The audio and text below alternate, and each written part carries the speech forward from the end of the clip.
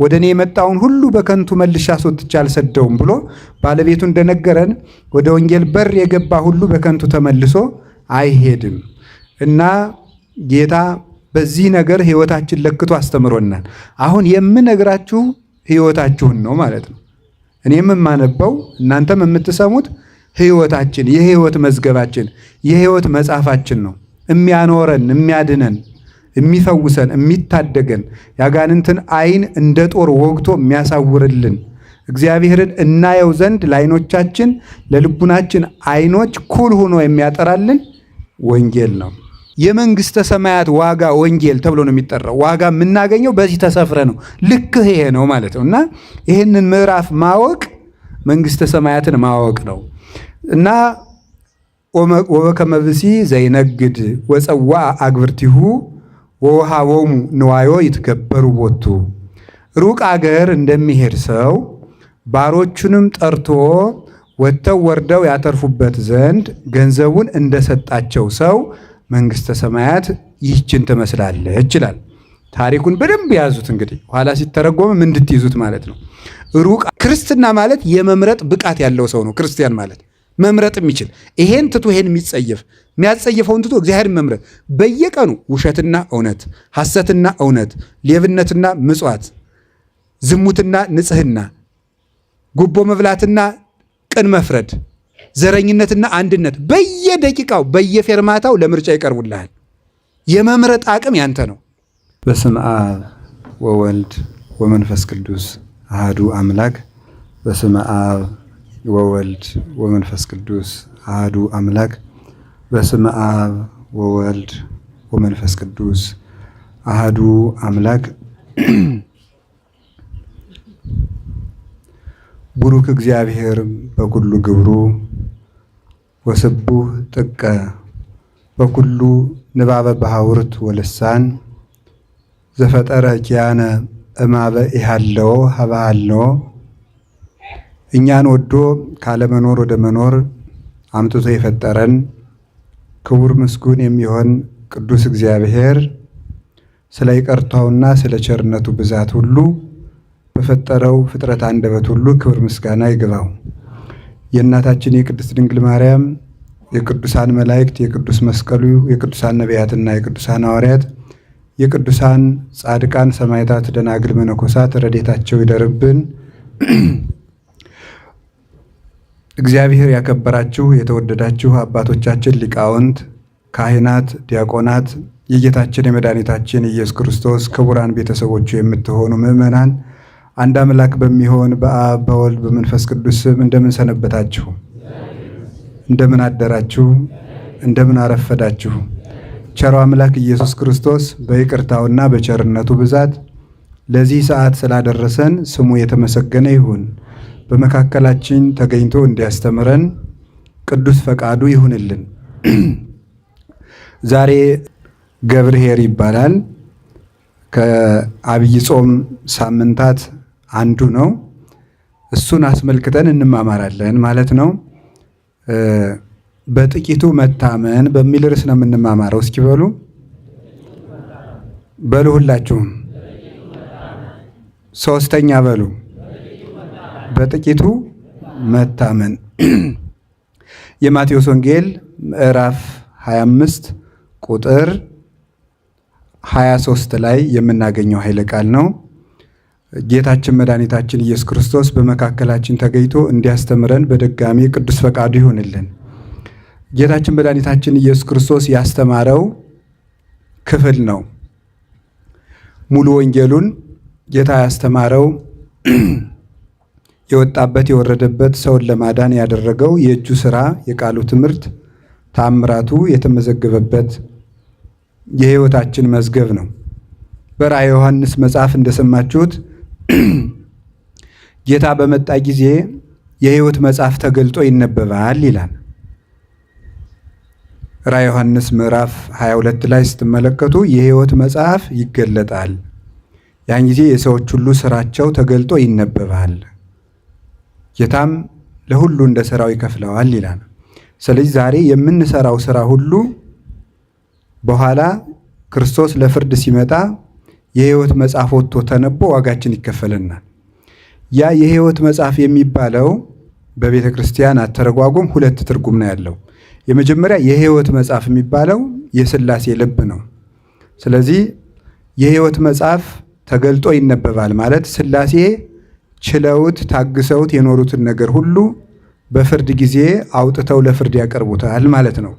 ዛሬ የሰረቅነውንም የዋሸነውንም የቀጠፍነውንም ሥላሴ በልባቸው ሰውረው ሳያጋልጡን ከሰው መሃል ሰው መስለን እንድንኖር እንድንቆም አድርገው ይኖራሉ። ያን ጊዜ ግን ይገለጣል። ሰጣይሁ ለኩሉ ክቡት፣ የተሰወረውን የምትገልጠው አንተ ነህ። ሀባይሁ ለኩሉ ክሱት፣ የተሰወረውን ደግሞ የምትገልጠው የተገለጠውን የምትሰውረው አንተ ነህ ተብሏል። ዛሬ ሰውሮልን ይኖራል፣ ያን ጊዜ ግን ይገልጠዋል። ሁለተኛ የሕይወት መጽሐፍ የተባለች ወንጌል ናት። የሕይወት መጽሐፍ ያን ጊዜ የሕይወት መጽሐፍ ይነበባል፣ ለሁሉም እንደ ሥራው ይከፈለዋል ማለት ዛሬ በዕለተ እሑድ በሰንበተ ክርስቲያን በየቤተ ጉባኤው ወይም በየቤተ ክርስቲያኑ መድረክ መምህራን ያስተማሩን ወንጌል ያን ጊዜ ለፍርድ ትቀርባለች ማለት ነው። ወንጌል የሕይወት መጽሐፍ ናት። ስለዚህ አንድ ሰው የሚከፈለው በወንጌል በሰራው መጠን ነው። የዚህ ዓለም ነገሥታት የምድር ሕግ ይሰራሉ፣ የምድር ሕግ ያበጃሉ። በሰሩት ሕግ መጠን ክፉ ለሰራ ፍርድ ይሰጠዋል፣ በጎ ለሰራ ደግሞ ይፈረድለታል። ስለዚህ አሁን በዓለምም ታውቃላችሁ የፍትሐ ብሔር ሕግ፣ የወንጀለኛ መቅጫ ሕግ፣ የቤተሰብ ሕግ፣ የሰራተኛ አስተዳደር ሕግ፣ የሀገር ሕገ መንግሥት የሚባሉ ይሰራሉ። ይሄ ሁሉ ሰው ሁሉ እንደ ስራው የሚከፈልበት የዋጋው መስፈርት ነው ማለት ነው። ወንጌል የሕይወት መጽሐፍ ናት። አሁን ሕይወታችን ያለው ልንገራችሁ፣ ሕይወታችን ያለው እዚች ወንጌል ውስጥ ነው። መጽደቅና መኮነናችሁን የምታውቁት በወንጌል ነው። በወንጌል ሰው ይለካል። ስለዚህ የወርቅ ዘንግ ውሰድና መቅደሱን ለካው አለኝ ይላል እዚያ ራዕየ ዮሐንስ ምዕራፍ 11 ላይ። የወርቅ ዘንግ ውሰድና መቅደሱን ለካው። መቅደስ የተባልን እኛ ነን። መቅደስ ማደሪያ እንደሆነ የእግዚአብሔር ማደሪያ ስለሆነ ለካው የተባልን ፍትሐ እግዚአብሔር ነው። እግዚአብሔር ሰውነታችንን የሚለካው በወንጌል መጠን ነው። ምናልባት አንዳንድ ጊዜ ሰይጣን ተንኮለኛ ስለሆነ በተመላለስንበት ቁጥር የጸደቅን እንዲመስለን እያደረገ እንድንረሳና ምን ውስጥ እንዳለን እንኳን ላናውቅሉ እንችላለን። እና ተፈረደብንም አልተፈረደብንም በዚህ መጽሐፍ ውስጥ ሕይወታችን ይለካል። እንግዲህ ለዚህ መጽሐፍ ነው ዋጋ መከፈል ያለበት። አንድ ልጅ ድንቃድንቅ ይሄ ጂነስ ቡክ የሚባል ታውቁታላችሁ፣ የዓለም ድንቃድንቅ መዝገብ የሚባለው እዚያ ውስጥ በ93 ወይም 4 አካባቢ ነው በሬዲዮ ነው የሰማሁት። እዚያ ለመመዝገብ ብሎ ከ25ኛ ፎቅ ተወርውሮ ወድቋል፣ ስራዬ ብሎ ማለት ነው። እንግዲህ ሰው ስለወደቀ አይጻፍም፣ እኔ ጽፈውትም እንደሆነ አላውቅም። እና ሰው እንግዲህ ለወንጌል ምን ያህል ዋጋ እዚያ ላይ መጻፍ ምንም የሚያተርፈው ነገር የለም። ከሞት አያድንም፣ ሀብት አያሰጥም፣ ጤናም አያሰጥም፣ እድሜም አይቀጥልም፣ ከሲኦልም አያድንም። እዚያ ላይ ለመጻፍ ወንጌል ላይ ለመጻፍ ግን ሰዎች ምንም ዋጋ አይከፍሉም። እና ይቺ 4 መጽሐፍ ማቴዎስ፣ ማርቆስ፣ ሉቃስ፣ ዮሐንስ የምትባሉት እነዚህ 4 መጽሐፍ የዓለም ሕይወት ናቸው። እነዚህ ውስጥ ነው ስማችን መጻፍ ያለበት ማስመዝገብ ያለበት። እድር አባል ባለመሆናችሁ ምን ያህል እንደሚቆጫችሁ ታውቃላችሁ። ለቤተሰብ ሀፍረት እንሆናለን ብለን ስንሞት እንዳናሳፍር ብለን ምን ያህል አባል እንደምንሆን፣ የቀበሌ መታወቂያ ለማግኘት ምን ያህል ዋጋ እንደምንከፍል ታውቃላችሁ። ያ መታወቂያ እስከሌለን ድረስ መደራጀት፣ የመንግስትን ጥቅም ማግኘት፣ ቤት ማግኘት አይቻልም። የዚያ መታወቂያ እስከሌለን ድረስ ይሄ የምድር ነገር ነው። ሊያልፍም ይችላል፣ ላናገኘውም እንችላለን። ምናልባት እዚያ ተመዝግቦ ቤት የማያገኝ ንብረት ሳይኖረው የሚሞት ይችላል። ወንጌል ውስጥ ተመዝግቦ ግን ሳያገኝ የሚቀር ሰው የለም። ለዘመጻቤ ይሰድዶ እያወፀኦ አፋ፣ ወደ እኔ የመጣውን ሁሉ በከንቱ መልሼ አስወጥቼ አልሰደውም ብሎ ባለቤቱ እንደነገረን ወደ ወንጌል በር የገባ ሁሉ በከንቱ ተመልሶ አይሄድም እና ጌታ በዚህ ነገር ሕይወታችን ለክቶ አስተምሮናል። አሁን የምነግራችሁ ሕይወታችሁን ነው ማለት ነው። እኔም የማነበው እናንተም የምትሰሙት ሕይወታችን፣ የሕይወት መዝገባችን፣ የሕይወት መጽሐፋችን ነው። የሚያኖረን፣ የሚያድነን፣ የሚፈውሰን የሚታደገን ያጋንንትን ዓይን እንደ ጦር ወግቶ የሚያሳውርልን እግዚአብሔርን እናየው ዘንድ ለዓይኖቻችን ለልቡናችን ዓይኖች ኩል ሆኖ የሚያጠራልን ወንጌል ነው። ስለዚህ ደስ ብሏችሁ ልቡናችሁን አንቅታችሁ እግረ ልቡናችሁን አንቅታችሁ እንድትማሩ በእግዚአብሔር ስም ጠይቃችኋለሁ። ጌታ ስለዚህ መስሎ አስተምሯል። መስሎ ያስተማረበት ምክንያት ልበ ቀሊላንን ለማስተማር ነው። ጠማሞች ደግሞ የሆኑትን እንዳይገባቸው ትምህርቱን ለመሰወር ነው። አጋንንት እንዲሰናከልበት ተብሎ በአግባቡ እንዳይገባው ተደርጎ ይሰወራል ማለት ነው። ሶስተኛ ደግሞ ሰው ወንጌልን ጥሮ ግሮ እንዲማራት በቅጥነተ ሕሊና እንዲያስተውላት በረቀቀ ሕሊና በሰላ አእምሮ በተከተተ ልቡና ሆኖ ሰውነቱን ትሑት አድርጎ አንጽቶ ተግቶ እንዲማራት ብሎ ነው። እንዲሁ በቀላሉ እንደ ወግ እንዲገባን አላደረገውም። ወንጌል ወሬ አይደለምና የአምላክ ቃል ስለሆነ የአምላክን ቃል በወሬ አንቦ ሰው ጓደኛው እንደሚጽፍለት ቴክስት ሊረዳው አይችልም። የአምላክ ንባብ ነው፣ የአምላክ ንግግር ነው። ስለዚህ ጥረን ግረን እንድንማረው ስለፈለገ ትጋት ስለሚፈልግ መንግሥተ ሰማያትን ያህል ሀገር የምንዋጅበት ሕግ ስለሆነ ተግተን እንድንማረው በምሳሌ ያስተምር ነበር። በዚያውም ላይ ትንቢት ተነግሮለት ስለነበረ እከስት በምሳሌ አፎዬ አንደበቴን በምሳሌ እገልጣለሁ ብሎ በኦሪት በሙሴ በዳዊት አናግሮ ስለነበረ ትንቢት ለመፈጸም እግዚአብሔር ነቢያት ክርስቶስ በምሳሌ ያስተምር ነበር። ከምሳሌዎቹም አንዱ በነገራችሁ ላይ ይህ የመጨረሻው የምሳሌ ትምህርት ይባላል። ይሄ ዛሬ የምንማማርበት የመክሊቶቹ ምሳሌ ክርስቶስ ባለ በዘመኑ ካስተማራቸው የምሳሌ ትምህርቶች የመጨረሻው ትምህርት ነው። ሁለት ጊዜ ነው ያስተማረው። አንዱን በኢያሪኮ አስተምሮታል፣ አንዱን በኢየሩሳሌም በራሱ አስተምሮታል። ኢያሪኮና ኢየሩሳሌም ቅርብ ቦታዎች ናቸው። የማቴዎስ ወንጌል ምዕራፍ 25 ያለውን በኢየሩሳሌም በራሱ አቁሞ ሲያስተምረው፣ የሉቃስ ወንጌል ምዕራፍ 19 ያለውን ደግሞ ኢያሪኮ ውስጥ አስተምሮታል። ሁለቱም መክሊት የሚሉ ናቸው። ግን ለምሳሌ የሉቃስ ወንጌል 10 መክሊት ለአንዱ ተሰጠው ይላል፣ ወይም አንድ ተሰጠው 10 አተረፈ፣ አንዱ ብቻ 10 አተረፈ ይላል። በ10 ከተማ ተሾመ ይላል። የማቴዎስ ወንጌል ደግሞ 5 ተሰጣቸው ይላል። ክርስቶስ ቃሉ እርስ በርሱ የሚቃረንና የሚፈርስ ሆኖ ሳይሆን በተለያዩ ሁለት ቦታዎች በተለያየ ሰዓት ያስተማረው ስለነበረ ነው። ከአሮጌው ኢያሪኮ ወጥቶ ወደ አዲሱ ኢያሪኮ ሲገባ ያስተማራቸው ትምህርቶች ይለያያሉ። ልክ እንደዚህ እዚያው የሉቃስ ወንጌል ምዕራፍ 19 ላይ ለምሳሌ 2 ዕውራንን ፈወሰ ሲል ማቴዎስ ደግሞ 1 ዕውር ፈወሰ ይላል። ተመሳሳይ ቦታ ነው ከአንድ ቦታ ላይ። ስለዚህ አንድ ኢያሪኮ ላይ 1 ዕውር ፈወሰ፣ 2 ዕውር ፈወሰ። መጻሕፍቱ አይጣሉም። 1 ዕውር ፈወሰ የሚለው አሮጌው ኢያሪኮ ላይ ነው። 2 ዕውር ፈወሰ የሚለው ደግሞ አዲሱ ኢያሪኮ ላይ ነው። የተለያዩ ቦታዎችና ትምህርቶቹም የተለያዩ ቦታዎች ናቸው። ምናልባት ይህንን በደንብ አድርጎ ማስተዋልና መረዳት ይገባል። አሁን በፊት ብዙ የማያምኑ ሰዎች እንደዚህ በሳይንስ የሚመኩ ሰዎች መጽሐፍ ቅዱስንም የሚያቃልሉ ሰዎች መጽሐፍ ቅዱስም ብሎ ጌታችን ኢየሱስ ክርስቶስን እንደ አንድ ጥሩ ደራሲ የሚቆጥሩት ነበሩ። እውነት ለመናገር ምስጋና ይግባውና አሁን ድረስ አሉ እንደዚህ የሚቆጥሩ ስለ ክርስቶስ። በዓለም ላይ በነገራችሁ ላይ የመጀመሪያው የሚወደድ ሰው ክርስቶስ ነው። በዓለም ላይ በጣም ብዙ ጠላት ያለው ሰውም እሱ ነው። የሚያስደንቀው እሱ ነው። አምላክ ነውና አጋንንት በጣም ብዙ ሰው ያስነሱበታል፣ ይጠሉታል። አምላክ ነውና ፍጥረታትና የሚያምኑ ሰዎች ሁሉ ደግሞ ይወዱታል እና ለሱ ብዙ ስም ወጥቶለታል። ብዙ ድንቅ ስራዎቹን ደግሞ አምነው የሚከተሉት በጌትነቱ የተጠቀሙም አሉ። ስለዚህ መጽሐፍትን የሚያጣጥሉ ሰዎች ይቃረናሉ። ኢያሪኮ አሁን አንድ ጊዜ ከኢያሪኮ ሲወጣ፣ አንድ ጊዜ ከኢያሪኮ ሲገባ፣ አንድ ጊዜ በአንድ ቦታ ላይ አንድ ጊዜ 2 ዕውር ፈወሰ፣ ሌላኛው ወንጌላዊ ደግሞ 1 ዕውር ፈወሰ። የሚጣሉ ነገሮች ናቸው ብለው ነበረ። ኢያሪኮ 2 ኢያሪኮ ስላለ ነው። 2 ኢያሪኮ እንዳለ አናምንም። ድሮ ኢያሪኮ የሚባልም አልነበረም። ኦሪትም ተረት ነው። እንደዚህ የሚባል ነገር አልነበረም። ፈርዖንም ተረት ነው። ኢያሪኮ የሚባል ግንብም አልፈረሰም እያሉ ሲያጣጥሉ በአርኪኦሎጂስቶች ተቆፍሮ አሮጌው ኢያሪኮ ወጥቷል። አሁን አሮጌው ኢያሪኮ እየተጎበኘው። ስለዚህ 2 ኢያሪኮዎች ስላሉ ይሄን ያስተማረበት ክፍል ነው ማለት ነው። እንደዚህ ያለ ትምህርት እንደማይሰማችሁ ጭምር በእርግጥ አውቃለሁ። ሌላ ቀን ትሰሙታላችሁ ብዬ ነው እንጂ ምክንያቱም የምትወዱት ቀለል ያለ ነገር ነው።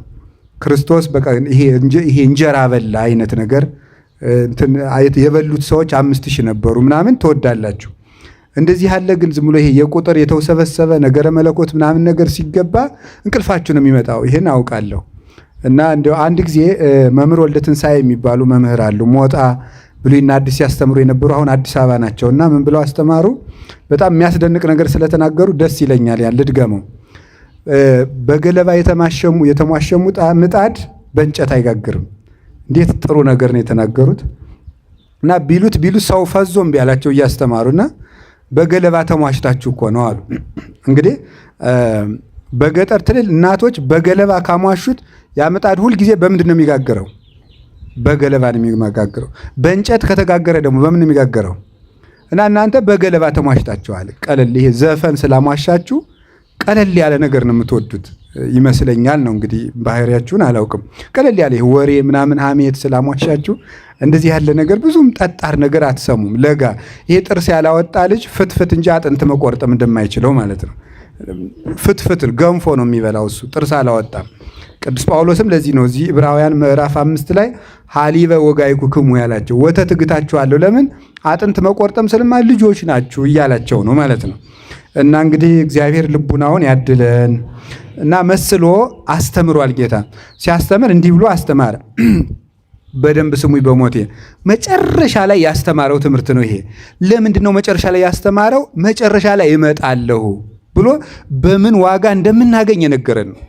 ሊሰቀል ሲል ነው ይሄን ትምህርት ያስተማረው። ጥቂት ሲቀረው 2 ቀን 3 ቀን ሲቀረው ሊሰቀል ሲል ያስተማረ የማቴዎስ 20 21 22 23 ያሉትና ደግሞ ሉቃስ 19 20 እነዚህ መጨረሻ ሊሰቀል አካባቢ ያስተማራቸው ትምህርቶች ናቸው። እመለሳለሁ፣ በዚያው አልቀሩም፣ ተመልሼ መጣና ዋጋችሁን ከፍላችኋለሁ፣ ዋጋችሁን እምሰጣችሁ ደግሞ በዚህ ነው። እና ይሄ ማቴዎስ ወንጌል ምዕራፍ 25 ሁሉም የመንግስተ ሰማያት ናቸው። የመንግስተ ሰማያት ዋጋ ወንጌል ተብሎ ነው የሚጠራው። ዋጋ የምናገኘው በዚህ ተሰፍረ ነው። ልክ ይሄ ነው ማለት ነው። እና ይሄንን ምዕራፍ ማወቅ መንግስተ ሰማያትን ማወቅ ነው። እና ወበከመ ብእሲ ዘይነግድ ወፀዋ አግብርቲሁ ወወሃቦሙ ንዋዮ ይትገበሩ ቦቱ። ሩቅ አገር እንደሚሄድ ሰው ባሮቹንም ጠርቶ ወጥተው ወርደው ያተርፉበት ዘንድ ገንዘቡን እንደሰጣቸው ሰው መንግስተ ሰማያት ይህችን ትመስላለች ይችላል። ታሪኩን በደንብ ያዙት። እንግዲህ ኋላ ሲተረጎምም እንድትይዙት ማለት ነው። ሩቅ አገር እንደሚሄድ ሰው ቅዱስ ዮሐንስ አፈወርቅ ሳምንት እሑድ የሚያስተምረውን የመጽሐፍ ቅዱስ ክፍል ምዕመናን አንብበው ሰንብተው እንዲመጡ ያደርግ ነበረ። ከዚያ በኋላ በደንብ ጥያቄ ተነስቶባቸው እሱ ሲያብራራ እንዲገባቸው ማለት ነው። እናንተ እግዚአብሔር የተመሰገነ ይሁን አታነቡ። አሁን የዛሬውን አንብባችሁት መጣችሁ ቢሆን ኖሮ ንባቡ አያስፈልግም። ንባቡን ትቼ ዝም ብዬ እንደዚህ ያለው እንደዚህ ነው፣ እንደዚህ ያለው እንደዚህ ነው ነበር የሚያስፈልገው። እና አታነቡም። ንባቡንም መንገር ያስፈልጋል። እና አነቡ ባካችሁ። እውነቴን ነው ማለት ነው። አንዳንድ ጥቅስ እንዲሁ ጴንጤ በሚወረውረው አንድ ጥቅስ እየተደናበራችሁ ሁልጊዜ ትልልቅ ትምህርት መማር ሲገባችሁ እናንተን ለመጠበቅ ለነሱ መልስ በመስጠት እኛም ተሰቃይተን መሞት። ሌላ ስንት ምስጢር መነገር ሲገባው እነሱ ደግሞ ብልሃተኞች ናቸው። ለምሳሌ አምና አንዱ እብድ መጥቶ ለታምረ ማርያም ስግደት አይገባም አለ። ሆ አለ እሱ። ለሱ መልስ የሆነ ቀን ደግሞ ይመጡና ደግሞ ገድለ ተክለ ሃይማኖት ስህተት አለበት ደግሞ ለሱ መልስ ደግሞ አሁን ምክንያቱም ያለ የቤት ስራ እንዳንቀመጥ ነው። ለ6 ወር አንድ የቤት ስራ ይሰጡናል። በሱ ህዝቡን ስናስረዳ ኧረ እባካችሁ ይሄ እንደዚህ ነው እመቤታችን መድኃኒት ትባላለች ምናምን 6 ወር ገድለ ተክለ ሃይማኖት እንደዚህ ነው 6 ወር። ነገ ደግሞ ገድለ ክርስቶስ ሰምራ ይላል። የኢትዮጵያ ገድል ተቆጥሮ ላያልቅ ነገር ይመጣና ደግሞ ገድለ ክርስቶስ ሰምራ ስህተት አለበት። ትክክል ናት እናታችን እንደዚህ ናት 6 ወር። እናንተም በምልአት ትምህርት ቢኖራችሁ እንደዚህ ያለውን ነገር መምህራን አልነበረም መልስ የሚሰጡት፣ ራሳችሁ ነበር መልስ የምትሰጡት። ትልልቅ ትምህርት እንድንማር አንብቡ፣ ማወቅ አለባችሁ። ያለ እውቀት አትኑሩ። ክርስትና ድንቁርና አይደለም። መጽሐፍ ቅዱስ የተጻፈው ለእኛ ነው፣ የህይወታችን መዝገብ ነው። እና አነቡ። መንግሥተ ሰማያት ሕገ ወንጌል ተስፋ እግዚእነ ኢየሱስ ክርስቶስ ባሮቹን ጠርቶ ወጥተው ወርደው ያተርፉበት ዘንድ ገንዘቡን የሰጣቸው ሰው ይመስላል።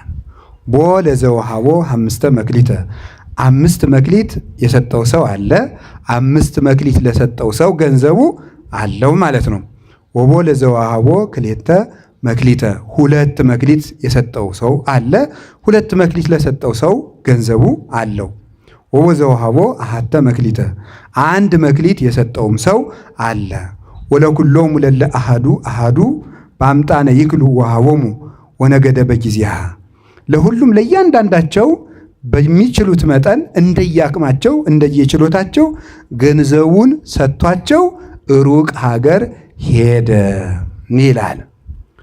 ወሆረ ዝኩ ዘሐመሰ መካሌ ነሳ ወተገበረ ቦቶን ወረብሃ ካልአተ ሐመሰ መካሌ 5 መክሊት የወሰደው ሰውዬ የተቀበለው ሰውዬ ወጥቶ ወርዶ 5 መክሊት አተረፈ። ወከማሁ ዘሃደሂ መካሌ ነሳ ዘክሌተሂ መካሌ ነሳ 2 መክሊት የወሰደው ሰው ወረብሃ ቦቶን ካልአተ ክሌተ መክሊተ እነሱም ደግሞ ወጥቶ ወርዶ ሌሎች 2 መክሊቱን አተረፈ። 2 መክሊት የወሰደው ሰው ወጥቶ ወርዶ ሌላ 2 መክሊቶችን አተረፈ። ወዛሐተሰ መክሊተ ነሳ 2 መክሊት የወሰደው ሰው ሐለፈ ወከረ ምድረ ወሀባ ወርቀ እግዚኡ ሄደና መሬቱን ቆፍሮ ጥልቅ አድርጎ ቆፍሮ ሌባ ያታልለኛል፣ ወንበዴ ይቀማኛል፣ አላዋን ነገሥታት ያስጥሉኛል ብሎ የጌታውን ወርቅ ጉድጓዱን ጥልቅ አድርጎ ቆፍሮ ቀበረው። ወምድኅረ ብዙ መዋይል አተወ እግዚኦ ሙለሉ አግብርት ወአኀዘ ይትሐሰቦሙ ከብዙ ዘመን በኋላ የእነዚህ አገልጋዮች ጌታ ተመልሶ መጣ፣ ይተሳሰባቸውም ጀመር ይላል። ወመጻ ዘሐመሰ መካሌ ነሳ 5 መክሊት የወሰደው ሰው መጣና እንዲህ አለ። ወአምፃ ካልአተ ሐመሰ መካሌ ሌሎች 5 መክሊቶችን አትርፎ ይዞ መጣና አኮኑ እግዚኦ ሐመሰ መካሌ ወሀብከኒ 5 መክሊት ሰጥተኸኝ አልነበረምን? ወናሁ ሐመስ መካሌ ዘረባይኩ ቦቶን ሌሎች 5 መክሊቶች ያተረፍኳቸው እነሆ አንተ 5 መክሊት ሰጥተኸኝ ነበር፣ እኔ 5 ጨመርኩበት አለ። ከዛ ጌታ ምን አለው? ወይቤሎ እግዚኡ ኦ ገብር ኄር ወገብር ምእመን ዲበ ውሁድ ምእመነ ኮንከ ወዲበ ብዙ እሰይመከ አንተ በጎ አገልጋይ በጥቂቱ ታምነሃል እና በብዙህ እሾመሃለሁ። በውስተ ፍስሐሁ ለእግዚእከ ወደ ጌታህ ደስታ ግባ አለው ይላል። ወመጻ ዝኩ ዘክሌተ መካሌ ነሳ 2 መክሊት የወሰደው ሰው መጣ። አኮኑ እግዚኦ ክሌተ መካሌ ወሀብከኒ 2 መክሊት ሰጥተኸኝ አልነበርክምን? ወናሁ ካልአት ሐመስ መካሊ ዘረባይኩ ቦቶን እነሆ ያተረፍኩባቸው ሌሎች 2 መክሊቶች አሉ ብሎ 4 አስረከበ። ኦ ገብር ኄር ወገብር ምእመን ዲበ ውሁድ ምእመነ ኮንከ ወዲበ ብዙ እሰይመከ አንተ በጎ ባሪያ በጥቂቱ ታምነሃልና በብዙ እሾመሃለሁ። በውስተ ፍስሐሁ ለእግዚእከ ወደ ጌታህ ደስታ ግባ ይላል። ወመጻ ዝኩ ዘሃደ መክሊተ ነሳ 1 መክሊት የወሰደው ሰውም መጣ ይላል። አምር ከመድሩክ ብእሲ አንተ ተአርር እማበ ኢዘራይከ ታስተጋብ እማበ ኢዘረውከ እኔ አንተ ያልዘራኸውን የምታጭድ ያልበተንከውን የምትሰበስብ ጨካኝ ንጉሥ እንደሆንክ አውቄአለሁ። ፈሪሄ ሆርኩ ወከረይኩ ምድረ ወሀባይኩ መክሊተከ ፈርቼ ነገሥታት አላዋን ነገሥታት ቢነሱብኝ፣ ሌባ ቀጣፊ ቢያታልለኝ፣ ወንበዴ ቢቀማይ ብዬ ፈርቼ ገንዘብህን መሬቱን ጥልቅ አድርጌ ቆፍሬ ቀብሬዋለሁ። ናሁ መክሊትከ 1 መክሊት እችትልህ አለው። ኦ ገብር ሐካይ ወገብር እኩይ አንተ ሰነፍ ክፉ ባሪያ ተአምረኒኖ ከመአነ ድሩክ ብእሲ እኔ ክፉ ሰው እንደሆንኩ ታውቀኛለህን? ዘአአርር ማበ ኢዘራይኩ ያልዘራሁትን የማጭድ ዘአስተጋብ ማበ ኢዘረውኩ ያልበተንኩትን የምሰበስብ እንደሆንክ ታውቀኛለህን? እምያግባይከ ወርቄ ውስተ ማዕድየ እንደዚያ ከሆነ ገንዘቤን አትመልስም ነበርን? ማስተገበርክዎ እኔ ወጥተው ወርደው ለሚሰሩ ሰዎች ሰጥቼ ለምን አላስተርፍበትም ነበረ አለ። ንሱ ዘንተ መክሊተ ወሃብዎ ለዘቦቱ 10 መክሊተ ይሄንን የዚህን ክፉ ባሪያ 1 መክሊት ወስዳችሁ 10 መክሊት ላለው ጨምሩለት። እስመ ለዘቦ ይሁብዎ ላለው ይጨመረዋልና ወለዘስ አልቦ መኒቦ ያሃይድዎ የሌለውን ግን ያኑ አንዱን ይወስዱበታል። ዋውፅእ ወለዝንቱ ገብር ሐካይ ውስተ ጸናፌ ጽልመት ሀባሃሎ ብካይ ወሐቀየ ስነን ይሄን ክፉ ባሪያ ወስደው ጽኑ ጨለማ ጥርስ ማፋጨት ወዳለበት ክፉ ስቃይ ወዳለበት ቦታ ጣሉት ይላል። ስለ ቃሉ የእግዚአብሔር ስሙ የተመሰገነ ይሁን። ይሄ ንባቡ ነው። እንግዲህ አሁን አንዴ እናንተ ትነግሩኛላችሁ እየጠየቅኳችሁ መንግስተ ሰማያት ምን ትመስላለች?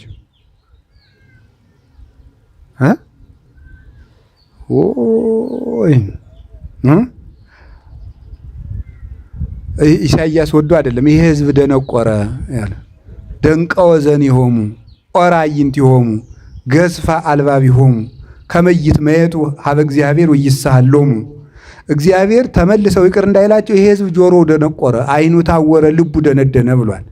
ስሙ እንጂ ጎበዝ። መንግስተ ሰማያት ምን ትመስላለች? ሩቅ አገር የሚሄድ በሉ አንድ ጊዜ ባሮቹን ጠርቶ አትርፉበት ብሎ ምን የሰጠ ሰውን ትመስላለች? ገንዘቡን የሰጠ ሰው ትመስላለች ይላል። እሺ ስንት ባሮች አሉት ሰውየው? ሶስት። ለአንዱ ስንት ሰጠው?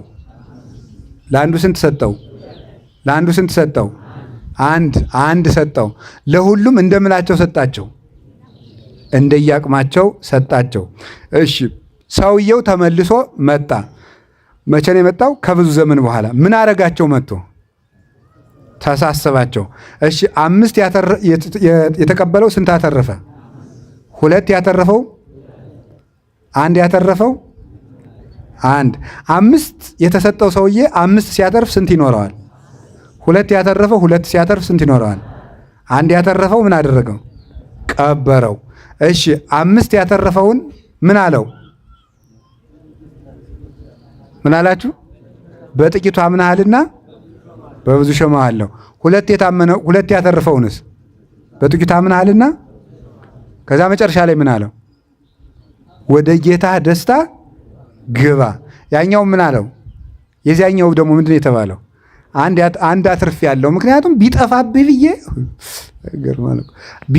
ብዬ እችኑ ጠብቄ አምጥቼልሃለሁ ሲል ምንድን ነው ያለው? ገብረ ሀካይ ብሎ ምንድን ነው ያለው? ለምን ምን ባረክ ነበር ያለው? ገንዘቤን ወደ ሳጥኑ በመለስከው፣ ለሌላ ሰጥቼ ስራ አሰራበት ነበር ይላል። ስለ ቃሉ በድጋሚ እግዚአብሔር ስሙ የተመሰገነ ይሁን። እሺ ትርጉሙን ነግሬያችሁ ትምህርቱ ባጭሩ ያልቃል። ረጅም ሰዓትም አንወስድም። በእውነት እግዚአብሔር ባወቀ።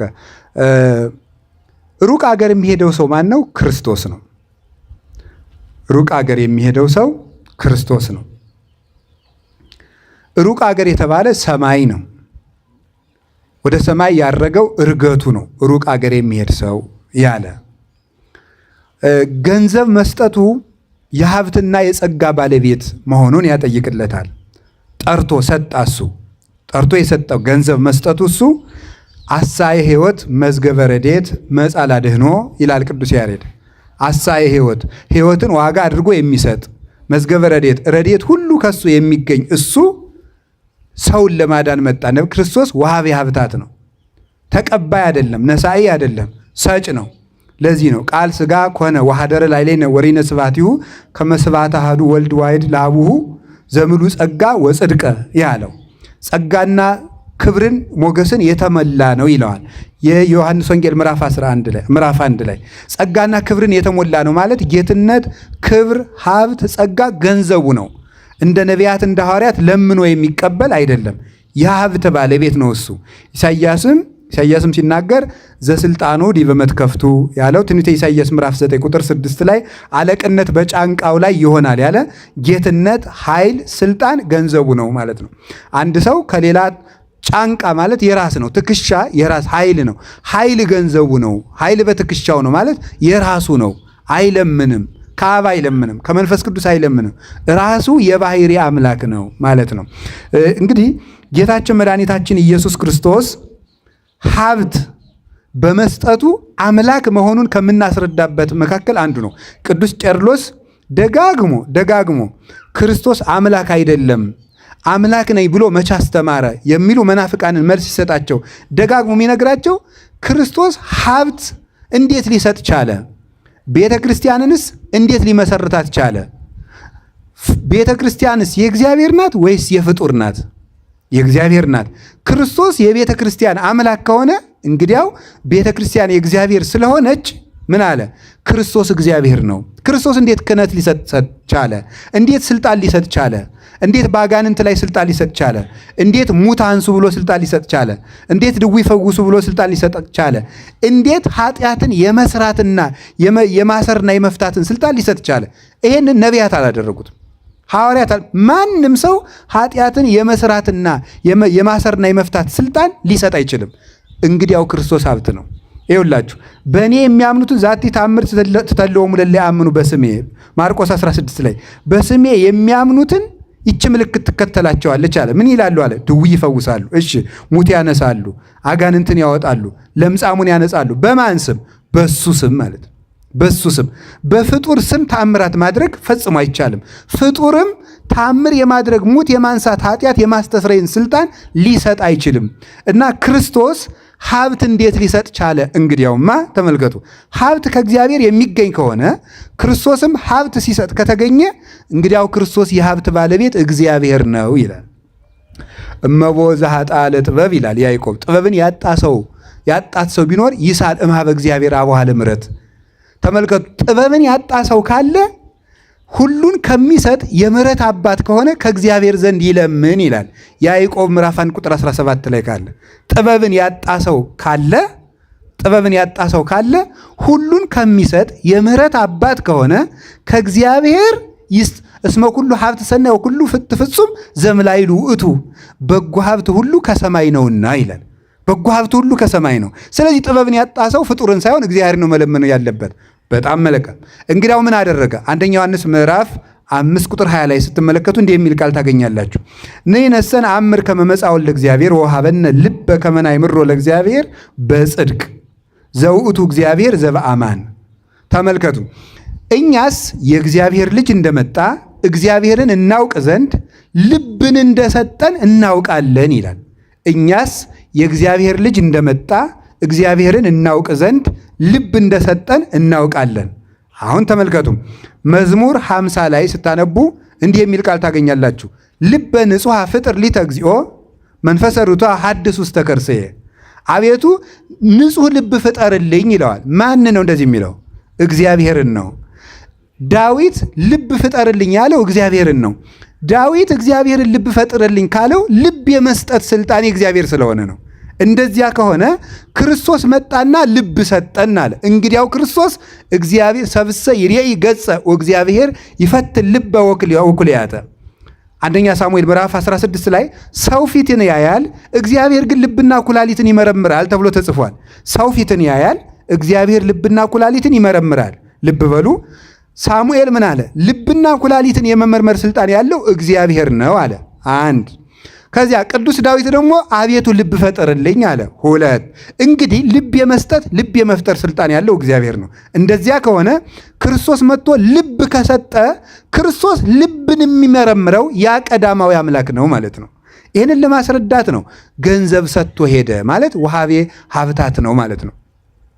አረገ ውስተ አርያም ፄዊወከ ፄዋ፣ ምርኮን ማርከህ ወደ ሰማይ አረክ ወወሀብከ ጸጋከ ለእጓለ እመሕያው፣ ለሰው ልጆችም ሀብትን ሰጥተህ ወደ ሰማያት ወጣህ አለው። አሁን ዳዊት እንዲህ ብሎ የተናገረለትና መዝሙር 67 ላይ ማቴዎስ ወንጌል ምዕራፍ 25 ላይ ያለው አንድ ነው። ወፀዋ አግርቲሁ ወሀቦሙ ወበከመ ብእሲ ዘይነግድ፣ ሩቅ አገር እንደሚሄድ ሰው አለ። ቅዱስ ዳዊት ደግሞ ምን ብሎ ተገለጠለት? አንተ ደግሞ ምርኮን ማርከህ ወጣ። ምንድን ነው የማርከው? ልበ አሕዛብን ማረከ፣ ልበ ሐዋርያትን ማረከ፣ ነፍሳትን ከሲኦል ማረከ፣ ምድርን ካጋንንት ነፃ ወጣ። ወወሀብከ ጸጋከ ለእጓለ እመሕያው፣ ለቤተ ክርስቲያን ለሐዋርያት ሀብትን ሰጥተህ አረግህ አለው ቅዱስ ዳዊት። አላችሁ እንዴ? እግዚአብሔር ከሁላችሁም ጋር ይሁን። ያ የሰው ልጅ ስልጣን የሰጠው ሩቅ አገር የሄደው እርሱ ክርስቶስ ነው። እንግዲህ ክርስቶስ ሀብትን ሰጠ። ክርስቶስ አምላክ ነኝ ብሎ የተናገረበት እስኪ አንድ መጽሐፍ አንቱ ይላሉ። ይህ ሀብት ሲሰጥ ሀብት የመስጠት የማን ነው? ሕይወት የመስጠት ምን ማለት ነው? ክርስቶስ ስለ ራሱ የተናገረ በቃሉና በተግባር ነው። በቃሉ እኔ የአብ ቃል ነኝ፣ የአብ ልጅ ነኝ፣ ከአብ ጋር ቅድምና የነበረኝ ነኝ፣ አብርሃም ሳይወለድ የነበርኩ ነኝ፣ ትንሣኤና ሕይወት ነኝ፣ እንዲህ ብሎ ይናገራል። በተግባር ደግሞ ሙታንን በቃሉ ይቀሰቅሳቸዋል። በቃሉ ከመዚህ እግዚአብሔር እያለ እንደ ነቢያት ሳይሆን ራሱ ሕግ ሲሰራ እግዚአብሔር እንዲህ ብሏችኋል ብሎ እንደ ሙሴ ሳይሆን ምን እያለ አንሰ እብለክሙ እኔ ግን እላችኋለሁ እያለ እንደ ባለስልጣን እንደ ጌትነቱ የሚያስተምር የባህሪ አምላክ ነው እሱ። አሁን ሀብት በመስጠት አምላክነቱን ገለጠ። ይሄ ሰጥቶት የሄደው ለቤተክርስቲያን ሰጥቷት የሄደ ሀብት ነው። 5 መክሊት የሰጠው አለ፣ 2 መክሊት የሰጠው አለ፣ 1 መክሊት የሰጠው አለ። ለሁሉም እንደ አቅሙ ሰጠው። አንድ ቃል ልንገራችሁ፣ ለሁሉም እንደምኑ ሰጠው? እንደ አቅሙ። እንደ አቅሙ ሰጠው የሚለው ምንድን ነው የሚያስደንቀው? የእግዚአብሔር ቸርነት ምን ያህል እንደሆነ እንድታውቁ ነው።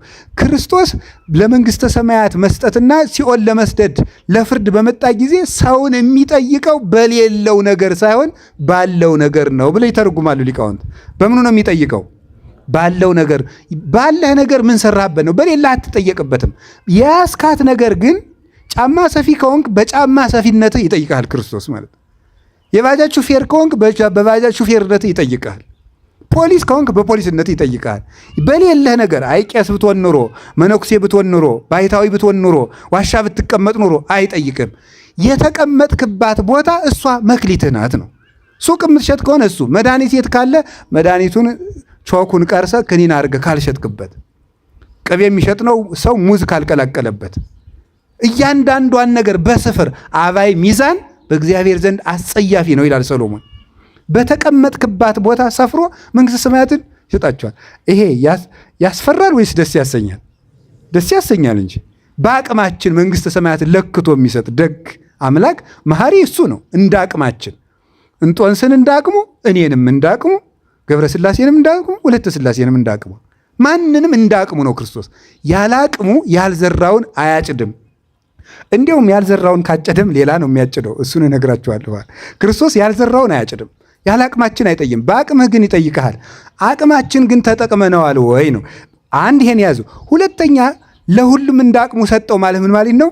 መክሊት የሌለው ሰው የለም ማለት ነው። ይህን ማወቅ አለባችሁ። መክሊት የሌለው ሰው የለም። መክሊት ማለት ሀብት ጸጋ ነው። ለጊዜው ገንዘብ ነው መክሊት የሚባለው 600 ዲናር የሚዘረዘር ነው። ምናልባት ወደ 1575 ሸክል ወይም ሰቅል ሊዘረዘር ይችላል። በእስራኤል ብር አንድ ዲናር አንድ መክሊት ወደ 42.5 ኪሎ ግራም ሊመዝን ይችላል። በሚዛን ሲመዘን ማለት ነው። እንደዚህ አይነት ገንዘብ ነው። የገንዘብ ሚዛን ነው። ትልቅ የሚመዝን መክሊት ነው። ወርቁን ወቄት ደግሞ አንድ መክሊት 1700 ወቄት ወርቅ ሊሆን ይችላል። ወቄት እንግዲህ እንደዚህ ነው መለኪያው። ወቄት ይሄ ነው አይደል? አታውቁም? ወቄት የከተማ ሰው ብዙ አይገባውም። ገጠር ግን እኔ ገጠር ስላደኩ ይገባኛል። እናቶቻችን አንድ ወቄት አሻቦ አበድርኝ ይላሉ። አንዱ እስከምትገዛ ቅዳሜ ገበያ እስከሚመጣ በዚህ ሙሉ ማለት ነው። አንድ ቁንጥር አሻቦ ተዋውሰው ጫውን ነው አሻቦ የሚለው። ይችን ተበድረው ነው የሚኖሩ እናቶቻችን። ዛሬ ችግር ነው በጣም። አፍረትም የለም። ድሮ ድህነት አያሳፍር ምን የለ በቃ እንደዚህ ነው የሚኖሩት ተደጋግፎ። ስለዚህ እንዲህ ያለ መክሊት ማለት ገንዘብ ነው። ክርስቶስ ጸጋ ያልሰጠው ሰው የለም። ማንም ሰው እዚህ ውስጥ ያለው ሰው በሙሉ በአጠቃላይ መክሊት አለው። አሁን ዛሬን የምነግራችሁ መክሊታችሁን ነው። መክሊት ማለት አንተ እርሻ ክፍል ነው ምናምን እያልኩ እነግራችኋለሁ ማለት አይደለም። አሁን በእርግጥ ማለት በእውነት ነው። አሁን ዛሬ የምነግራችሁን ነገር ከያዛችሁት መክሊታችሁን ታውቁታላችሁ፣ ትሰራላችሁ። እዚህ ላይ ስትሰሩ መክሊታችሁ ራሱ ይመጣል ማለት ነው። አሁን የምነግራችሁ ነገር ላይ ስትሰሩ መክሊታችሁ ያን ጊዜ ራሱ ይወጣል። ከቃሉ ጋር ናችሁ። እግዚአብሔር ከሁላችን ጋር ይሁን። ስንት መክሊት የሰጠው አለ? በሉ እንጂ 5 መክሊት የሰጠው አለ። 5 መክሊት ምንድን ነው? 5ቱ የሙሴ መጻሕፍት። እስኪ በሉ ምን አላችሁኝ? የሙሴ መጽሐፍ። እሺ ለእናንተ እኩል ተሰጠዋል አልተሰጡም? እነዚህ በሉ ንገሩኝ እንጂ ተሰጥተዋል። ለእኔ ብቻ ነው አሁን 5ቱ? እነዚህ ማለት ኦሪት ዘፍጥረት፣ ዘጸአት፣ ዘሌዋውያን፣ ዘሁልቁና ዘዳግም እነዚህ ለእናንተ ጭምር አልተሰጡም? ሄደህ በ150 ብር ይህን መጽሐፍ ቅዱስ መግዛት አትችልም? ስለዚህ 5 መክሊት የተሰጠው ማን ነው? 5 መክሊት የተሰጠው በሉ እንጂ እስቲ 5 መክሊት ያለው ያውጣ። አሁን አውጡ 5 መክሊት ያለው እንዴ! ሌሎቻችሁስ አታምኑም እንዴ በሙሴ መጽሐፍ? አዎ። ስለዚህ 5 መክሊት አላችሁ ማለት ነው። አሁን ሰው ዝም ብሎ ሰነፍ አይደለ? እየሮጠ ይመጣና ዝም ብሎ ከአንዱ መነኩሴ ከኔም ጭምር ሰው መስየው ነው አባ እንዲሁ መክሊቴን ንገረኝ። እኔ ምን አውቅልሃለሁ? መክሊት የሚባለው 5ቱ መጽሐፍ ነው ጌታዬ። ይሄንን ስትሰራ መክሊትህን ታውቃለህ። 5ቱን ከሰራ እንጂ እኔ ጠንቋይ ነኝ እንዴ? እኔ ማውቅ ሲጀምር ጠንቋይስ ያውቃል እንዴ? የውሸት ያውቃል። በእርግጥ በነገራችሁ ለአጋንንት ያውቃሉ። አጋንንት የተደረገን ነገር ያውቃሉ። የተደረገን ነገር ያልተነገረን ነገር ማወቅ አይችሉም። የተደረገን ለምሳሌ አሁን እኛ እዚህ ተቀምጠናል። አሜሪካ ማወቅ ትችላለች? አትችልም? እኛ እዚህ እንደተሰበሰብ በደንብ በሳተላይት አይደል እንዴ ታውቃለች። እንግዲህ ሰዎች በሳተላይት ማወቅ ከቻሉ የአጋንንትን ፍጥነት ልንገራችሁ። ሳተላይት በጣም ፈጣን ነው እንግዲህ አይደለም? ፈጣን አይደለም? ፈጣን አይደለም ወይ? በጣም ግሩም።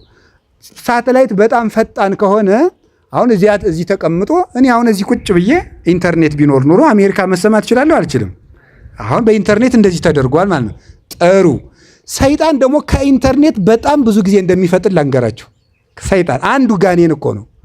አንዱ ጋኔን እኔ አይኔን ጭፍን አንድ የቶሎ አይናችሁን ጭፍን ግልጥ አድርጉት በቅጽበት ቶሎ በሉ።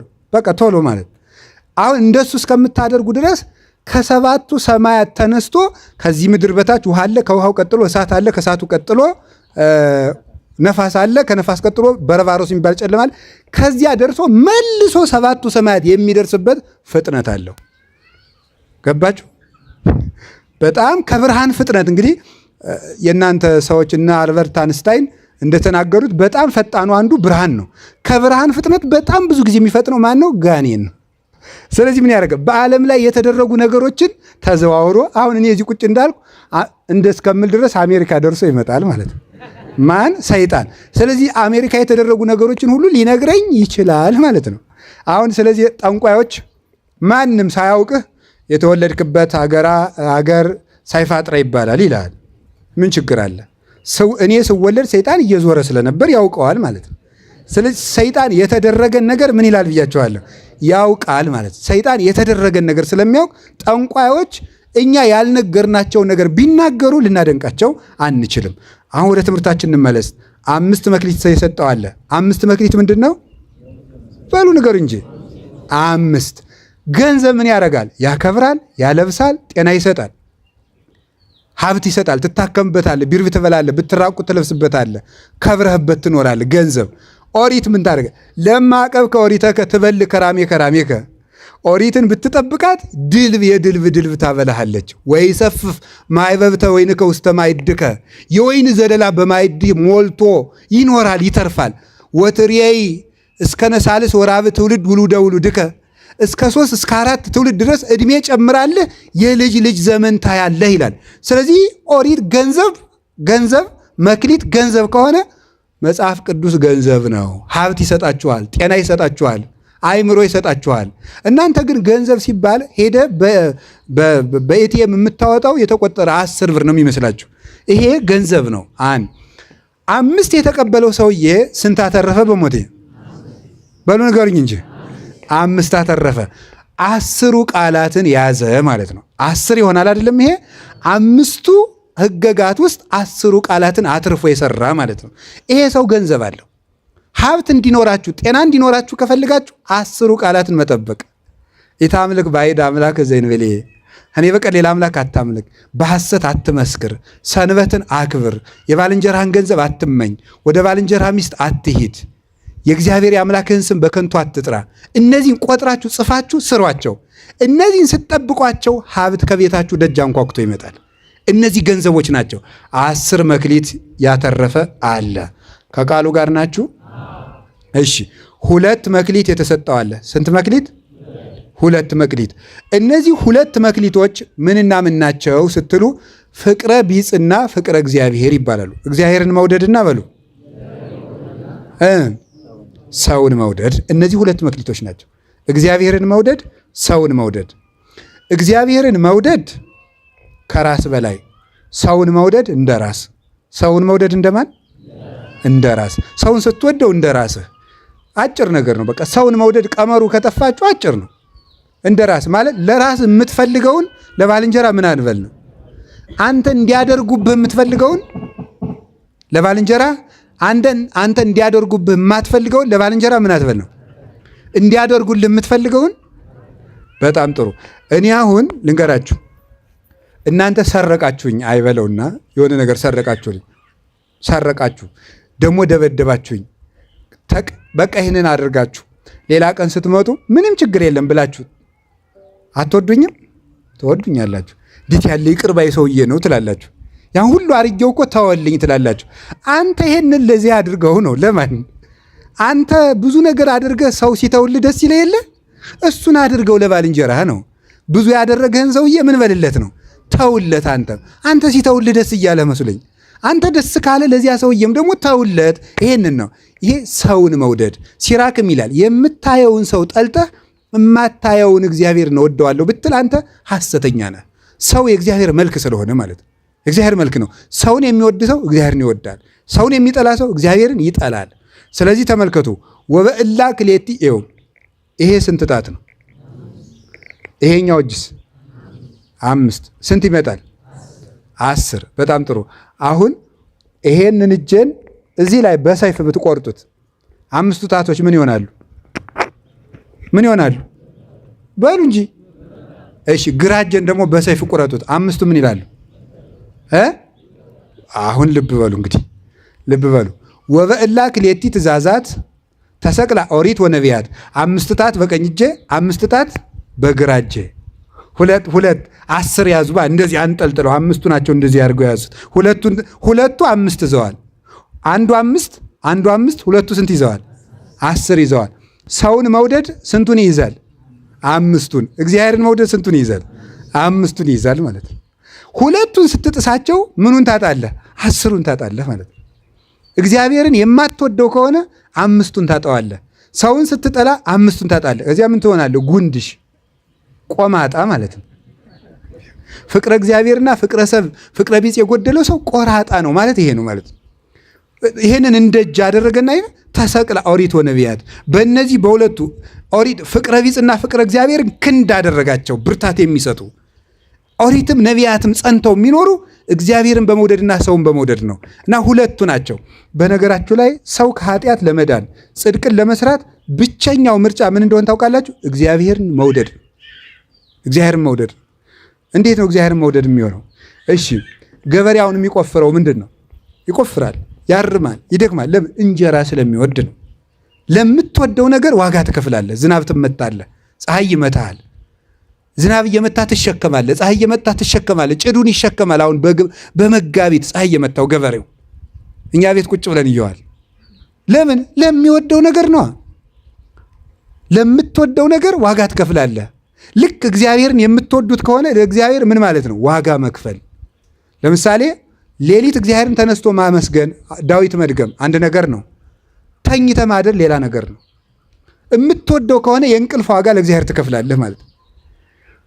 እግዚአብሔርን ማገልገል፣ እግዚአብሔርን ማመን ማለት የሚወዱት ነገርና እግዚአብሔር ለምርጫ ሲቀርቡ የምንወደውን ነገር ትተን እግዚአብሔርን መምረጥ መቻል ማለት ነው። ክርስትና ማለት የመምረጥ ብቃት ያለው ሰው ነው። ክርስቲያን ማለት መምረጥ የሚችል ይሄን ትቶ ይሄን የሚያጸየፈውን ትቶ እግዚአብሔርን መምረጥ። በየቀኑ ውሸትና እውነት፣ ሐሰትና እውነት፣ ሌብነትና ምጽዋት፣ ዝሙትና ንጽህና፣ ጉቦ መብላትና ቅን መፍረድ፣ ዘረኝነትና አንድነት በየደቂቃው በየፌርማታው ለምርጫ ይቀርቡልሃል። የመምረጥ አቅም ያንተ ነው። በየሴንቲሜትሯ እነዚህ ምርጫዎች ይቀርባሉ። ሂዱ ተንቅሳው፣ ዝም ብለህ ባህር ዳር ዝም ብለህ ሄደህ በአስፓልቱ ዝም ብላችሁ በእግራችሁ ተራመዱ። ጥቂት ሜትሮች እንደተረመዳችሁ ኃጢአትና ጽድቅ ፊት ለፊት ይመጣሉ። እዩዋቸው፣ ፊት ለፊት ቆመው ይታያቸዋል። እግዚአብሔርን መርጠህ ካለፍክ አንተ እግዚአብሔርን ወደዋል ማለት ነው። እግዚአብሔርን መውደድ 2 መክሊት። ይሄ ሰው ስንት ያተርፋል? በሞቴ ንገሩኝ። በ2 ያለው ስንት ነው የሚያተርፈው? አቤት 5 እንዳትሩ ወደ ጣቱ ሄዳችሁ 2 መክሊት ያለው ሰውዬ ስንት ነው ያተረፈ? ከዛ ስንት ይኖረዋል? ሰውን የሚወድና እግዚአብሔርን የሚወድ ሰው 4ቱን ወንጌልን ይይዛል ማለት ነው። ሰውን የሚወድ ሰውና እግዚአብሔርን የሚወድ ሰው 4ቱን ወንጌሎች ፈጸማቸው ማለት ነው። በቃ ሌላ ምንም የለው። ይህን ስትይዝ ወንጌልን ፈጸምካት ማለት ነው። ሌላ ምንም የለው። እኔ ይገርማል እኮ ጌታ እንዲህ ያለ የዮሐንስ ወንጌል ምዕራፍ 13 ቁጥር 34 ላይ እንዲህ ብሏል። ወበዝንቱ የአምረክሙ ሰብ ከማርዳእየ አንትሙ እምከመ ተፋቀርክሙ በበይናቲክሙ። እርስ በርሳችሁ ከተዋደዳችሁ ያን ጊዜ ሰዎች የኔ ደቀ መዛሙርት መሆናችሁን በዚህ ያውቃሉ አለ። እርስ በርሳ በቃ የክርስቶስ ደቀ መዝሙር የመሆን ዋናው ምልክት እርስ በርስ መወደድ፣ የክርስቶስ የመሆን ምልክት። ወፍጻሜሁሰ ለኩሉ ሕግ ወማይልቅቱሰ ለኩሉ ሕግ ተፋቅሮ በልብ ንጹሕ። የሕግ ሁሉ ፍጻሜ አንደኛ ጢሞቴዎስ ምዕራፍ 1 ላይ የሕግ ሁሉ ፍጻሜ በንጹሕ ልብ መዋደድ ነው ይላል። የሕግ ሁሉ ፍጻሜ ከኦሪት ዘፍጥረት ምዕራፍ 1 ቁጥር 1 እስከ ራዕየ ዮሐንስ ምዕራፍ 22 መጨረሻ ድረስ የሕግ መጨረሻው በንጹሕ ልብ መዋደድ ነው። ተዋደን መክሊት እንድናተርፍ እግዚአብሔር ይርዳን። እግዚአብሔር ይርዳን። ይኸውላችሁ ለምሳሌ እንገራችሁ። ተርቤ አላበላችሁኝም። ያዙ እስኪ በሉ እናንተም። ብጠማ አላጠጣችሁኝም። እንግዳ ሁኜ ብመጣ አልተቀበላችሁኝም። ብታሰር አላስፈታችሁኝም። ብራቆት አላለበሳችሁኝም። እነዚህ ሁሉ የምን ጥያቄዎች ናቸው? የፍቅር ጥያቄዎች ናቸው። የፍቅር ጥያቄዎች ናቸው እነዚህ ሁሉ ማለት ነው። ክርስቶስ ሲመጣ የሚጠይቀን የምንም ጥያቄ አይደለም፣ የፍቅር ጥያቄ ነው። ለምን? ብራብ አላበላችሁኝም። ለማን? ለዚያ ወንድምህ። መቼ ተርበህ? ማይዜ ርህበከ ርኢናከ ወያብላዕናከ። መቼ ርቦህ ነው? መቼ ነው ያላበላንህ አሉት። ዘይገበርክሙ ለአሐዱ እምእሉ ንዑሳን ሊተ ይገበርክሙ፣ ወይም ለደጋጎቹ ደግሞ ዘገበርክሙ ለአሐዱ እምእሉ ንዑሳን ሊተ ገበርክሙ። ከታናናሾቹ ለአንዱ ያደረጋችሁት ለእኔ ያደረጋችሁልኝ አለ። ልብ በሉ።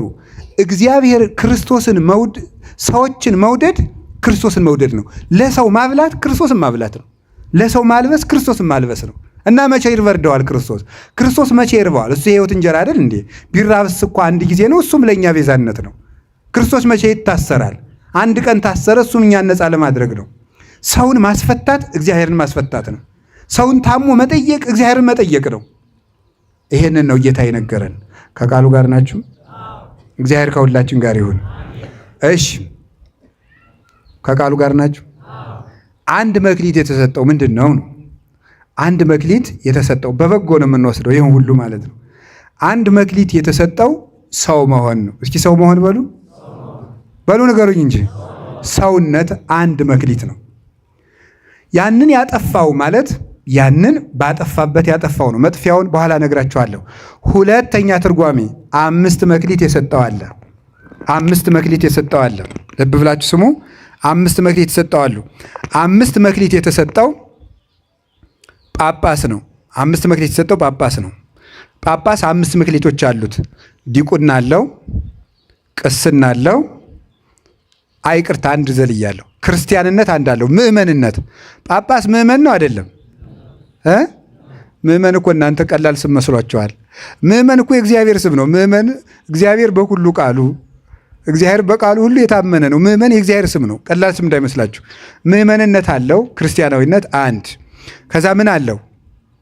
ምን አለው? ዲቁና አለው 2፣ ቅስና አለው 3፣ ጵጵስና አለው 4፣ ሊቀ ጵጵስና 5። የሊቀ ጳጳስ ጸጋው 5 ነው። 5 መክሊቶች አሉት ማለት ነው። 5 ማትረፍ ማለት በጵጵስና ወርዶ ወጥቶ አስተምሮ ሌላ ጳጳስ የተካ ወይም እሱኑ ሙሉ የሰራበት ሰው ማለት ነው። ሙሉ የሰራበት ሰው እንደተሰጠው። እንግዲህ ጳጳሱ ሰው በዚህ ዘመን ለምን ጳጳስ መሆን እንደሚያጓጓው በጣም ነው የሚያስደንቀው። ተመልከት። ክርስቲያን ስትሆን የምትጠየቅ በምን ብቻ ነው? በክርስቲያንነት ብቻ፣ በምዕመን ብቻ ነው የምትጠየቀው። አሁን ምን ጨምርበት? ከክርስትናው ላይ ዲቁና ጨምርበት። በስንት ነገር ልትጠየቅ ነው? በ2። እሱ ቅስና ጨምርበት። በስንት ነገር ትጠይቃለህ? ጵጵስና ጨምርበት። በስንት ትጠይቃለህ? ሊቀ ጵጵስና ጨምርበት። በስንት ትጠይቃለህ? በ5 ማለት ነው። ስለዚህ ይሄኛው 5 ያተረፈ ማለት ምን ማለት ነው? የሕዝብነት ስራ የሰራ በዚህም ያተረፈ፣ የዲቁና ትርፍ ያለው፣ የቅስና ትርፍ ያለው፣ ከዛ የጵጵስና ትርፍ ያለው፣ የሊቀ ጳጳስነት ትርፍ ያለው ፓትርያርኩ። እንግዲህ ይሄ ለዚህ ነው አባ መቃርዮስ የሚባል አባት ጳጳስ ሆኖ እናቴ ጳጳስ ሆንኩ እኮ ሲላት ሙተ ተገንዘ ባይ ይሻለኝ ነበር አለችው። ለምን ሲላት ድሮ የምትጠየቅ በራስህ ኃጢአት ብቻ ነበር፣ አሁን ግን በሕዝብ ሁሉ ትጠየቃለህ ብላ ነበር የነበረችው ማለት ነው። ይሄ ሁሉ ጸጋ። 2 መክሊት ያለው ማን ነው? 2 መክሊት ያለው ማን ነው? ቄስ ነው። ምንና ምን አለችው? 2 መክሊት፣ ማስተማርና ማቁረብ። እስኪ በሉ አቤት። እሺ የጳጳሳቱንም ልጨምርላችሁ፣ አንድ ዙሪያ አስተረጉምላችኋል። እዚያው ላይ ጨርሼው ልሂድ። የጳጳሱ ሳይመ ዲያቆን፣ ሳይመ ቀሲስ፣ ሳይመ ጳጳስ፣ ማስተማር፣ ማቁረብ 5 ጸጋ አላቸው ማለት ዲያቆን መሾም፣ ቀሲስ መሾም፣ ጳጳስ መሾም። ጳጳሳትን የሚሾሟቸው እነማን ናቸው? ጳጳሳት እጃቸውን ጭነው ተሰብስበው፣ አንድ ጳጳስ መሾም አይችልም። ብዙ ጳጳሳት ከሌሉ እጃቸውን ተሰብስበው ጭነው ይሾሙታል። ስለዚህ ዲያቆን መሾም 1 መክሊት፣ ቄስ መሾም 2 መክሊት፣ ጳጳስ መሾም 3 መክሊት፣ ማስተማር 4ኛ መክሊት፣ ማቁረብ 5ኛ መክሊት። ይሄ የጳጳሳት ነው።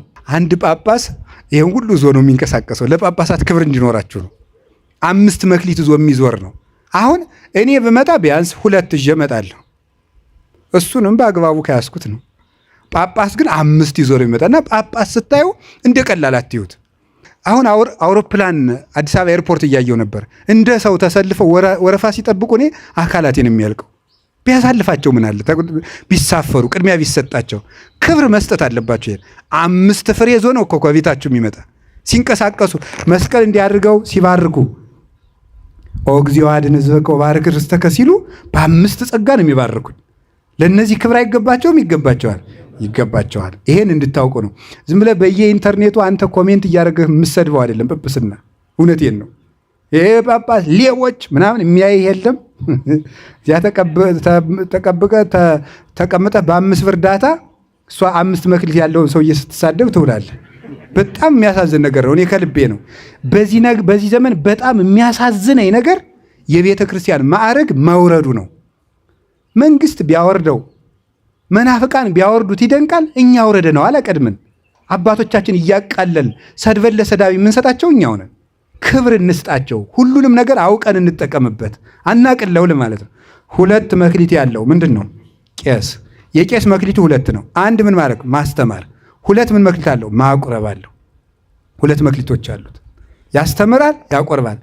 እማያስተምር ንስሐ አባት ካላችሁ የንስሐ አባት ስብሰባው ላይ ተሰብስባችሁ ወይ ይልቀቁን ወይ ያስተምሩ በሏቸው። ቀልድ የለም። እየመጣ ዝም ብሎ ዛሬ አቦ ነው ነገ ተክለ ሃይማኖት ነው እያለ ዝክር ሊባርክ አይደለም። ይሄ የተሰጠው ሊያስተምር ነው። ወንጌል የማያስተምር ንስሐ አባት በቃ መልቀቅ ነው ያለበት፣ ህዝቡን ማስተማር አለበት። እናንተም በቃ ሲያስተምራችሁ ጆሮአችሁን አትከኩ፣ ተማሩ። ችግር የለም የሚላችሁ ችግር የለም የሚል አባት አይደለም። የወር አበባ ሁኜ ነበር እንደው ልገባ እንደው በቃ ቀርብ ግቢ ዝም ብለሽ ችግር የለም እንዳይከፋት ማለት። ምክንያቱም ሌላ ጊዜ ወይ በገዝታ ወስዳለታለች ወይ ካባ ገዝታለታለች። ስለዚህ የእሷን ኃጢአት ቀለል ያደርግላታል ማለት። ማስተማር ንስሐ አባት መምህር ነው፣ ያስተምራል። እንዲያውም አንድ ንስሐ አባት 12 ልጆችን ብቻ ነው መያዝ የሚችለው እንደ ሕጉ። 12ቱን ይዞ 12ቱን ሌት ተቀን ስራው እሱ ነው። ልጆቹን ሕፃናትን ማሰየ ብሎታል። ጠቦቶችን ጭምር የንስሐ ልጆቹን ሕፃናቱ ጭምር ተማረ አልተማረ ብሎ የማስተማር ግዴታ አለበት። በአንጻሩ ሙሉ የዓመት ወጩን የሚሽሩለት እነማን ናቸው? ንስሐ ልጆቹ ናቸው። አሁን ያን የሚያደርግ ስለሌለ ቄሱ መተዳደሪያ ሲያጣ ቢዚ ይሆናል። ለራሱ ሲል አልገኝም ይላል። ከዚያ ምን ይላል ደግሞ ህዝቡ? አይ እኔ አባቴ ብዙ ደስ አይሉኝም ሲሆን ደውለው መፈለግ ነበረባቸው። ካልሆነ እኮ ደውዬም አላገኛቸው ይላል። እንዳንተ እኮ መተዳደሪያ ይፈልጋል፣ ይቸግረዋል። ወዲህ ይቀድሳል፣ ወዲህ የሰው ብሶት ይሰማል። ሰው ጎበስ የአንዲት ሚስቱን አመል መስማት አቅቶት ሰልችታው የአምሳ ሴት የአምሳ ንስሐ ልጅ አመል መስማት እንዴት ያለ ችግር ነው እንዴ! የአንድ ሚስት ንዝንዝ እኮ ይከብዳል። እየመጣቻች ባሌ እንዲህ ብሎኝ የልደት ቀን የለ ሰርፕራይዝ ሳያደርገኝ ቀረ እንዲህ ያለች መከራ እየተነዛነዙ ይህ ሁሉ ንዝንዝ እየሰማ እንዴት አድርጎ ይችላል? ልብ ያናውዛል እኮ። እንደዚህ አይነት ነገሮችን 50 ሰው 60 ሰው 100 200 ሲያኮርፍበት እንዴት ይቻላል? እንዲያስተምሩ መደገፍ እና መማር። ንስሐ አባቶቻችሁ ከቤት ሲመጡ 2 የመጽሐፍ ቅዱስ ቃል ካልነገሯችሁ ማድረግ ያለባችሁ ወሬ አታውሯቸው፣ ፖለቲካ አትሩ። ንስሐ አባቶቻችሁ ጋር ከንስሐ አባቶቻችሁ ጋር ቀልድ አትቀልዱ። ንስሐ አባታችሁን ይዛችሁ መሸታ ቤት አትጋብዙ። ማድረግ ያለባችሁ ምንድን ነው? እዚያው የሚጠጣ ቤታቸው ገብስ ጠምቃ ሚስታቸው እንድታጠጣቸው ገብሷን መግዛት። አትጋብዙ ንስሐ አባታችሁን። እኔ የምነግራችሁ ነው። ጨዋታ አትግጠሙ፣ ቀልድ አትግጠሙ። ሰው አብሮ የተጫወተው ነገር ይቀልበታልና ነገ እናንተን ለመምከር ይሸማቀቃል፣ ያረባ ቃላትን ሲጫወት ስለለመደ ማለት ነው። ስለዚህ ምንድን ነው ቤታችሁ ሲመጡ አባታችን 2 ቃል ያስተምሩን፣ 2 ቃል በሉ። ከዚያ እሱም ነገ ከንስሐ ልጆቹ ቤት ሲሄድ ደህና ዋላችሁ ብቻ ለማለት አይሄድም። 2 ቃላትን የክርስቶስን ቃል የክርስቶስን ወንጌል የክርስቶስን ቃል ይዞ የማይመጣ ንስሐ አባት የሚጠቅመን ነገር የለውም።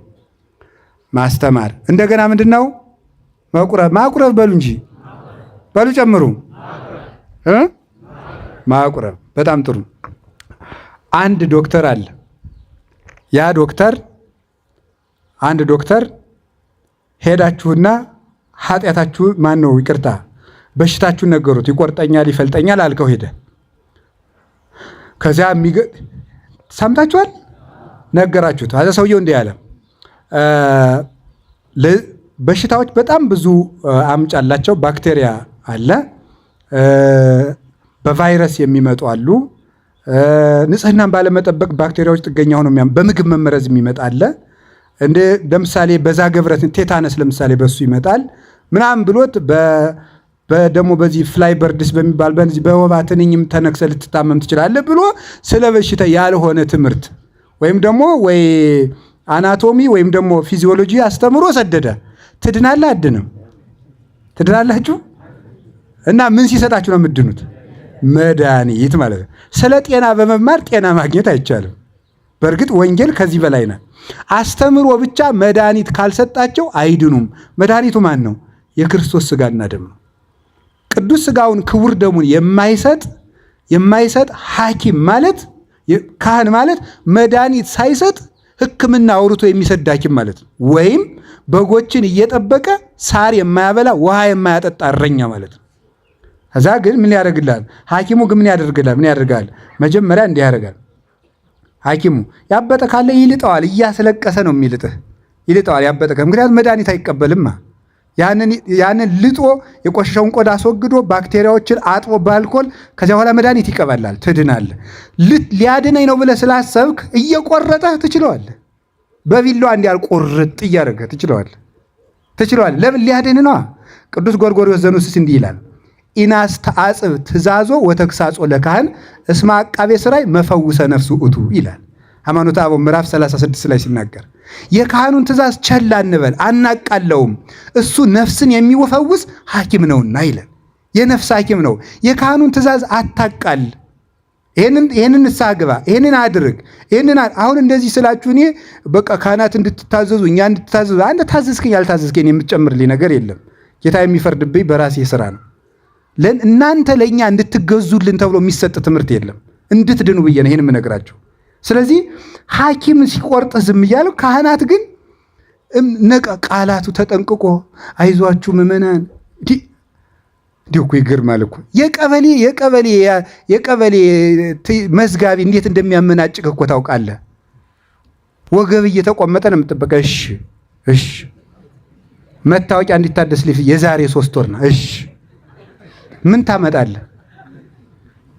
የቤተ ክርስቲያን ሲሆን ግን እኛ ግን ተጠንቅቀን እናንተ ለምንን በቃ እንዲሁ ችግር የለም ምናምን ተብሎ ተታላችሁ ቃል ተመርጦላችሁ ምንድን ነው ያል የምናስታምማችሁ?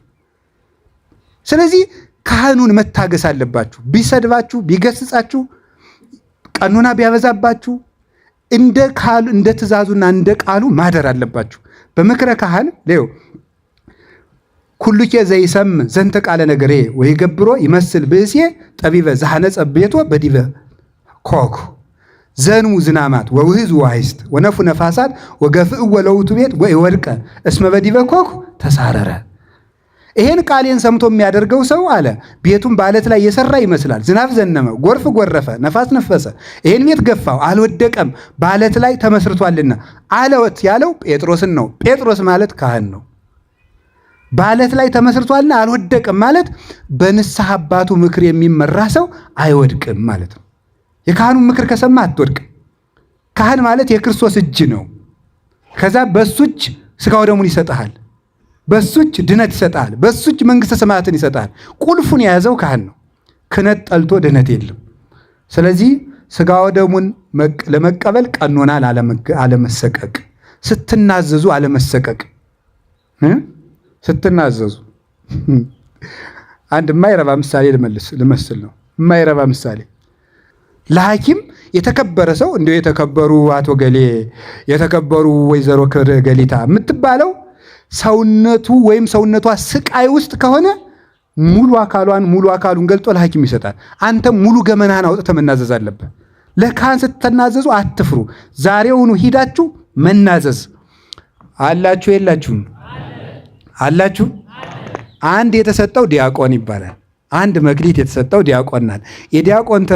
የዲያቆን ጸጋው ተልእኮ ትባላለች። መላላክ ማለት መላላክ፣ የህዝቡን ወደ ማን? ወደ ካህኑ፣ የካህኑን ወደ ህዝቡ ይላላካል ማለት ተላላኪ ነው። ዲያቆን ያችኑ ቀበራት ማለት ትዕቢት ናት። ያችኑ አንዲቱን ደግሞ በቃ ዲያቆንም መቅደስ ሲገባ አቤት ትሕትና ነው ሲንቀጠቀጥ፣ አብሮ ከቀደሰ ቄስ አምባው ስማ እሱን አምጣው እንደዚህ ነው የሚል ማለት ቀድሶ አላ እሱም ቀዳሽ ሁላቸውም ቀዳሽ ናቸው ማለት እኩል ነው የሚሆነው። እና ያችኑ ቀበራት ማለት ዲቁናውን አንድ ነበረችው በትዕቢት ምዕመናንን ማመናጨቅ። ጸበል ስጠኝማ ዲያቆን ዝም በያች አጣቷ ላይ ያለውን 3 የወርቅ ቀለበት ከሆነ አመጣለሁታል ይቆይ ይላቸዋል ማለት ነው። ይሄ እንዲህ የሚያደርግ ከሆነ እሷን በገንዘብ ፍቅር በትዕቢት ዲቁናውን ያበላሸ ሰው ነው። እግዚአብሔር ከዚህ ሁሉ ይሰውረን። ከቃሉ ጋር ናችሁ? ሌላ 5 መክሊት የተሰጠው ሁላችንም በሉ አቤት 5 መክሊት ማለት 5 ሕዋሳት በሉ 5 ማን ናቸው? ዓይንሽ፣ ጆሮ፣ ሌላ አፍንጫ፣ ሌላ አፍ፣ ሌላስ እጅ። እነዚህ ምን ይባላሉ? 5 መክሊቶች ናቸው። አሁን መክሊት የለኝም የምትሉ እንግዲህ ይሄ ሁሉ እያላችሁ ነው ማለት። ይሄ ሁሉ እያለ ነው መክሊት የለ። እኔ እኮ ጸጋዬን አውቀ ጌታዬ፣ ጸጋ ዓይንህ ነው፣ ጸጋ ጆሮህ ነው፣ ጸጋ አፍህ ነው፣ ጸጋ እጅህ ነው። በዚህ ከሰራህ መክሊት አለ። በዓይንህ ታነባለህ ወይ ነው ወይስ ፌስቡክ ላይ አፍጥጥ ነው የምታድር? ዓይንህ ላይ እኮ አሁን በዓይናችሁ ዓመት ዝም ብላችሁ እንዲሁ ድሃ ሁኑ። አንድ ሊቀ ጳጳስ አንዱን ልጅ እንዲሁ ምን ሆነ ነው የማትማር ልጅ እርወኝ ስደነቆር ምን እየበላህ ደነቆር ካሉት ይባላል። እውነቴን እኮ ነው። መቼስ ለድንቁርናህም በልተህ ነው የምታደር አይደለም እንዴ? ስደነቆር ምን እየበላህ ደነቆርክ? እና አሁን አንድ ሰው ስራ አይኖረው፣ መተዳደሪያ አይኖረው፣ ቅጥር አይኖረው፣ ዓመት ቁጭ ብሎ ዝም ብሎ መጽሐፍ ቢያነብ እርግጠኛ ነኝ ሀብታም ይሆናል። ዝም ብሎ መጽሐፍ ቢያነብ ማለት ዓይንህ ብቻ ይበቃሃል ማለት። ቁጭ ብለህ ላይብረሪ 1 ዓመት መጽሐፍ አንብ። እነዚያ መጽሐፍት ገንዘብ እንዴት እንደምታገኝ ይነግረዋል። ስለዚህ ዓይናችን ብቻ በቂ ነበር፣ አልሰራንበትም። ጆሮ በቂ ነው። ዝም ብለህ ሂድ ተማር። ገንዘብ የለም፣ ቅጥር የለም። ዲግሪ ከተመረቅክ 5 ዓመት ነው። በጆሮ ስራ ሂድና ተማር። ዝም ብለህ አትወዝን። አይ ተምሬ ነበር እያልክ አስፋልት ስታለፋቷል። ተማር። ትምህርት ቤት ወይ ቄስ ትምህርት ቤትም ስማ። ትምህርት ቤቶችን ተማሩ። ወግ ስትሰሙ ጆሮአችሁን አታበላሹት፣ አፍክን አታበላሽ። ዝም ብለህ አንብብበት። እጅህን ስራ አላችሁ ዘመዶች። እግዚአብሔር ከሁላችን ጋር ይሁን። ስንት መክሊት? 5 መክሊት። 5 መክሊት። 5ቱ ደግሞ ሌሎቹ ምንድናቸው ነው? 5 ያተረፉት 5ቱ አንደኛው ሴንስ ይባላል። ሴንስ ታውቃላችሁ አይደል? ስሜት ማለት ነው ሴንስ። ሁለተኛው ፐርሰፕሽን ይባላል። ሶስተኛው ኦፒኒየን ይባላል። አራተኛው ኢንተሌክት ይባላል። 5ኛው ሪዝን ይባላል። እነዚህ 5ቱ ናቸው። ተርጉሟቸው እንግዲህ እንግሊዘኛ ለእናንተ ችግር የለውም ማለት ነው። ይሄንን የተናገረው ሊቅ ዮሐንስ ዘደማስቆ ይባላል። 5 መክሊት 5 የውስጥ አለ ማለት ነው። ሴንስ ስሜት ነው። ፐርሴፕሽን መረዳት ነው። ኦፒኒየን አስተያየት ነው። ኢንተሌክት እውቀት ነው። ሪዝን ምክንያት ነው። እነዚህ ምክንያታዊ ሁን፣ በእውቀት ተመራበት። ምልከታ ይውላችሁ ሰው ሐሳብ የሚስተው ምን ሲመራው ነው? ሴንስ ፐርሴፕሽን እና ኦፒኒየን ሲመሩት ሰውየው የተሳሳተ ይሆናል። እነዚህ እንዲሳሳቱ እንዳይሳሳቱ የሚጠብቀው ሪዝን እና ኢንተሌክት ናቸው። ሁለቱ ምክንያታዊ ከሆነና እውቀታዊ ከሆነ ስሜት ሰውየውን አያጠፋውም። በምክንያት የሚያስብ በእውቀት የሚያስብ ከሆነ ስሜት አያጠፋውም። ስሜት እንዳያጠፋው በደንብ ስሙ። በሞቴ 5ቱ የስሜት ሕዋሳት ለሴንስ እና ለፐርሰፕሽን ምን የሚሰጡ ናቸው? ግብአት። ለምሳሌ ወጥ ይሸታሃል። ምን ታደርጋለህ? ሴንስ ይሰጥሃል። የመብል ፍላጎት ያድርብሃል ማለት ሽታው ነው። ስለዚህ 5ቱን ትጠብቃለህ። 5ቱን ስትጠብቃቸው ከውስጥ የሚሰማ ስሜት ይስተካከላል ማለት ነው። አላችሁ። እነዚህ ሕዋሳተ ውስጥና ሕዋሳተ አፋ ይባላሉ። 5 የተሰጠው 5 አተረፈ ማለት መክሊቱን 5ቱን የውጩን ሕዋሱን ጠበቀ፣ 5ቱን ደግሞ የውስጡን አተረፈ። ይሄ ሰው ምን ይባላል? ሙሉ ሰው በሉ። ሙሉ ሰው በሉ። ኧረ በሉ። እሺ ሪዝነብል በሉ። ኢንተሌክቹዋል በሉ። አዋቂ ሰው መሆንና ምክንያታዊ ሰው መሆን። አዋቂ ሰውና ምክንያታዊ ሰው እንድትሆኑ ደግሞ እነዚህ 5ቱ ግብአቶች በዓይንህ የምታየው፣ በጆሮህ የምትሰማው፣ በጣትህ የምትዳስሰው፣ በአፍህ የምትናገረው በውስጥ ሪዝኔብል እንድትሆንና እንዳትሆን ይወስንሃል ነው። ስለዚህ የምትሰማውንና የምታየውን ነገር አስተካክል ነው። የምታየውንና የምትሰማውን ካስተካከልክ የምታስበውም የተስተካከለ ይሆናል። የምታስተካከል ለብ በሉ ደግሞ የምታስበው ከተስተካከለ የምትሰራው ይስተካከላል። ከውስጥ ወደ ውጭ፣ ከውስጥ ወደ ውጭ ነው ኑሯችን። ከውጭ የምታየው ውስጥህን ያረክሳል። ውስጥ ሲረክስ በእጅህ ደግሞ የረከሰ ነገር መልሰህ ትሰራለህ። ይሄ ምንድን ነበር? የጨረቃ ኦርቢት አለ አይደል? ምህዋሯ እንደዚህ እየዞርን ነው የምንኖረው። በውጭ ያሉት ሕዋሳት ለውስጥህ የረከሰ ነገር ያቀብሉታል። ውስጥ ሲረክስ ደግሞ በውጭ ደግሞ የግድህን የረከሰ ነገር ትሰራለህ። እንደዚያ እንዳይሆን ውጩ የተቀደሰ ነገር የሚያይ የሚሰማ ከሆነ ውስጡ ይቀደሳል። ውስጡ ሲቀደስ ደግሞ እጆቹ መልካም ፍሬን ያፈራሉ። የፍሬ ሰው ይበለን። እሺ ሌላ ላጠቃለው 2 የተሰጠው ነፍስና ሥጋ የተሰጠው ነው። አልተሰጣችሁም? አልተሰጣችሁም ወይ? አልተሰጣችሁም? እሺ እንደገና ደግሞ 1 የተሰጠው በቅድሙ ይወርዳል። ሰውነት፣ አሁንም ሰውነት ነው የሚሆነው። እሺ እየጨረስኩ ነው። አንዱን አወራረድ ልንገርታችሁ። 5 የተሰጠው አሚን፣ እምነት፣ ተስፋ፣ ምሕረት፣ ትዕግስት፣ ደስታ። እነዚህ 5 መክሊቶች ይባላሉ። ምን ናቸው? 5 ምን ናቸው? እምነት፣ ተስፋ፣ ምሕረት፣ ትዕግስትና ምንድን ናቸው? ሰላም ወይም ይቅርታ ደስታ። እነዚህ 5 ናቸው። እነዚህን በትክክል ተጠቀሙባቸው። ርኅሩህ ሁን፣ እመን፣ ተስፋ ይኑርህ፣ ትዕግስት ይኑርህ፣ ባገኘው ነገር ደስተኛ ሁን። እነዚህ ነገሮች ነፍስና ሥጋህን ያተርፋሉ። ውሏችሁና ቀናችሁን የሚያሳምሩ በየቀኑ 5ቱን ጽፋችሁ ተመሩባቸው። ዛሬ ትዕግስተኛ ሆኜ እያለሁ ወይ? በደስታ ውያለሁ ወይ? አምኜው እያለሁ ወይ? በተስፋ ነው ወይ የዋልኩት? የረራዬ ሥራ በዛሬው ቀን ሰርቻለሁ ወይ ጨክኜ ነው የዋልኩት? እንደዚህ ስትሉ ሰውነት ይኖራችኋል። ሰውነት ካላችሁ ሰው የማይችለው ነገር የለም። በእግዚአብሔር አምኖ በትክክል ግን ሰውነታችንን በ5ቱ መክሊቶች መስራት ነው። ቅድም ባልኳችሁ በ5ቱ የሙሴ መጻሕፍት፣ በ4ቱ ወንጌል፣ በአጭሩ ደግሞ ምን ብለው ይተረጉሙታል አባቶቻችን? 5 መክሊት የሙሴ፣ 2 መክሊት ብሉይና ሐዲስ፣ 1 መክሊት የጸናቸው አንድ ሃይማኖት ላይ ይተረጉማሉ። ይሄን እንተውና እሺ 5 መክሊት እነዚህ 2 መክሊት ደግሞ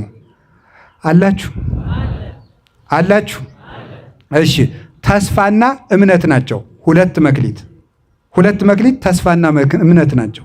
ተስፋና እምነት ያለው ሰው ነው። 1 መክሊት ማለት እምነት ብቻ ያለው ሰው ማለት ነው።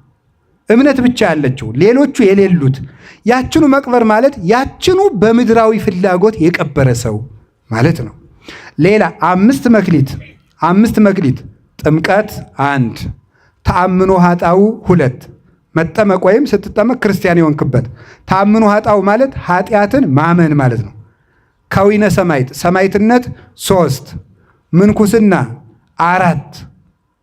ከቃሉ ጋር ናችሁ? ምንድን ነው ያልኳችሁ? ጥምቀት 1፣ እሺ። ተአምኖ ኃጣው 2፣ እሺ። ሰማዕትነት 3፣ እሺ። ምንኩስና 4፣ ባሕታዊነት 5። ከነዚህ በአንዱ መሰማራት ማለት ነው። 2 ያለው ደግሞ ወይም እነዚህን ሙሉውን የያዙ አሉ እና አቡነ ተክለ ሃይማኖት የተባሉት 5ቱም አላቸው። 5ቱም ያላቸው 2 ያላቸው ደግሞ እነማን ናቸው? ልጅነትና ተአምኖ ኃጣው ማለት ነው። ወይም ጥምቀትና ኃጢአትን ማመን ንስሐ ማለት ነው። 2 ያላቸው በደንብ ስሙ። ይሄ እናንተን ያጠቃልላል። 1 ያላቸው የተባለው ደግሞ ጥምቀት ብቻ ያለው ግን ንስሐ አይገባም፣ ስራ አይሰራም። እሱኑ የቀበረ ማለት ያችኑ እምነቱን ደግሞ በምድራዊነት፣ በኃጢአት፣ በሹመት፣ በገንዘብ ፍቅር፣ በዝሙት፣ በርኩሰት ይችኑ የቀበራት ሰው ያበላሻት ሰው ማለት ነው። ይሄ ምን ይባላል? 1 ያለው ይባላል።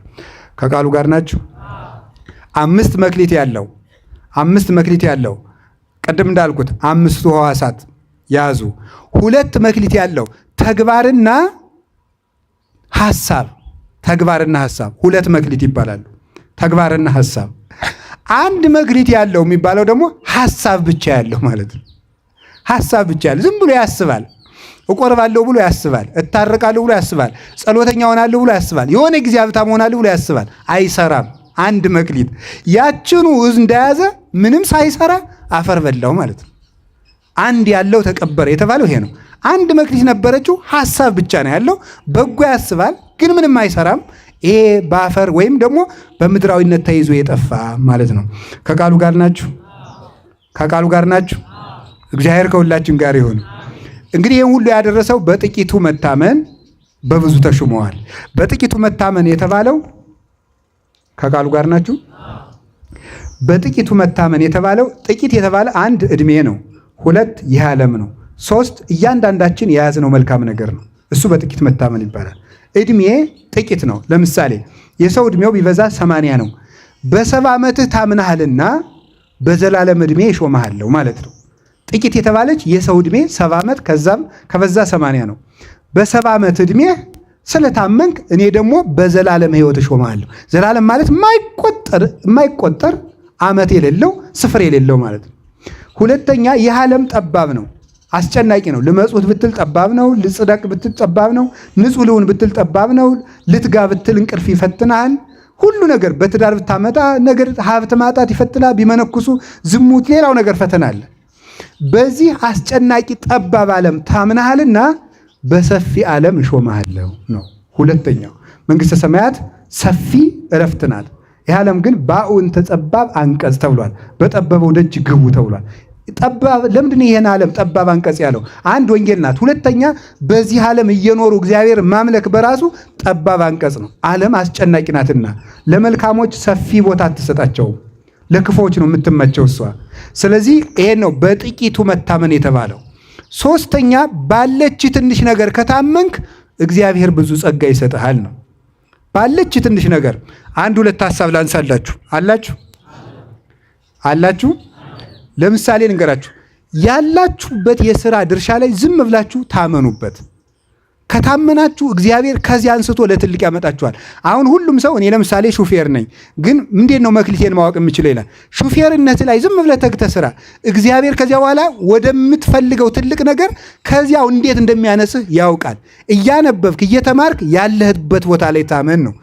ላንሳላችሁ ምሳሌ። እሺ ዳዊት ምን ይጠብቅ ነበር?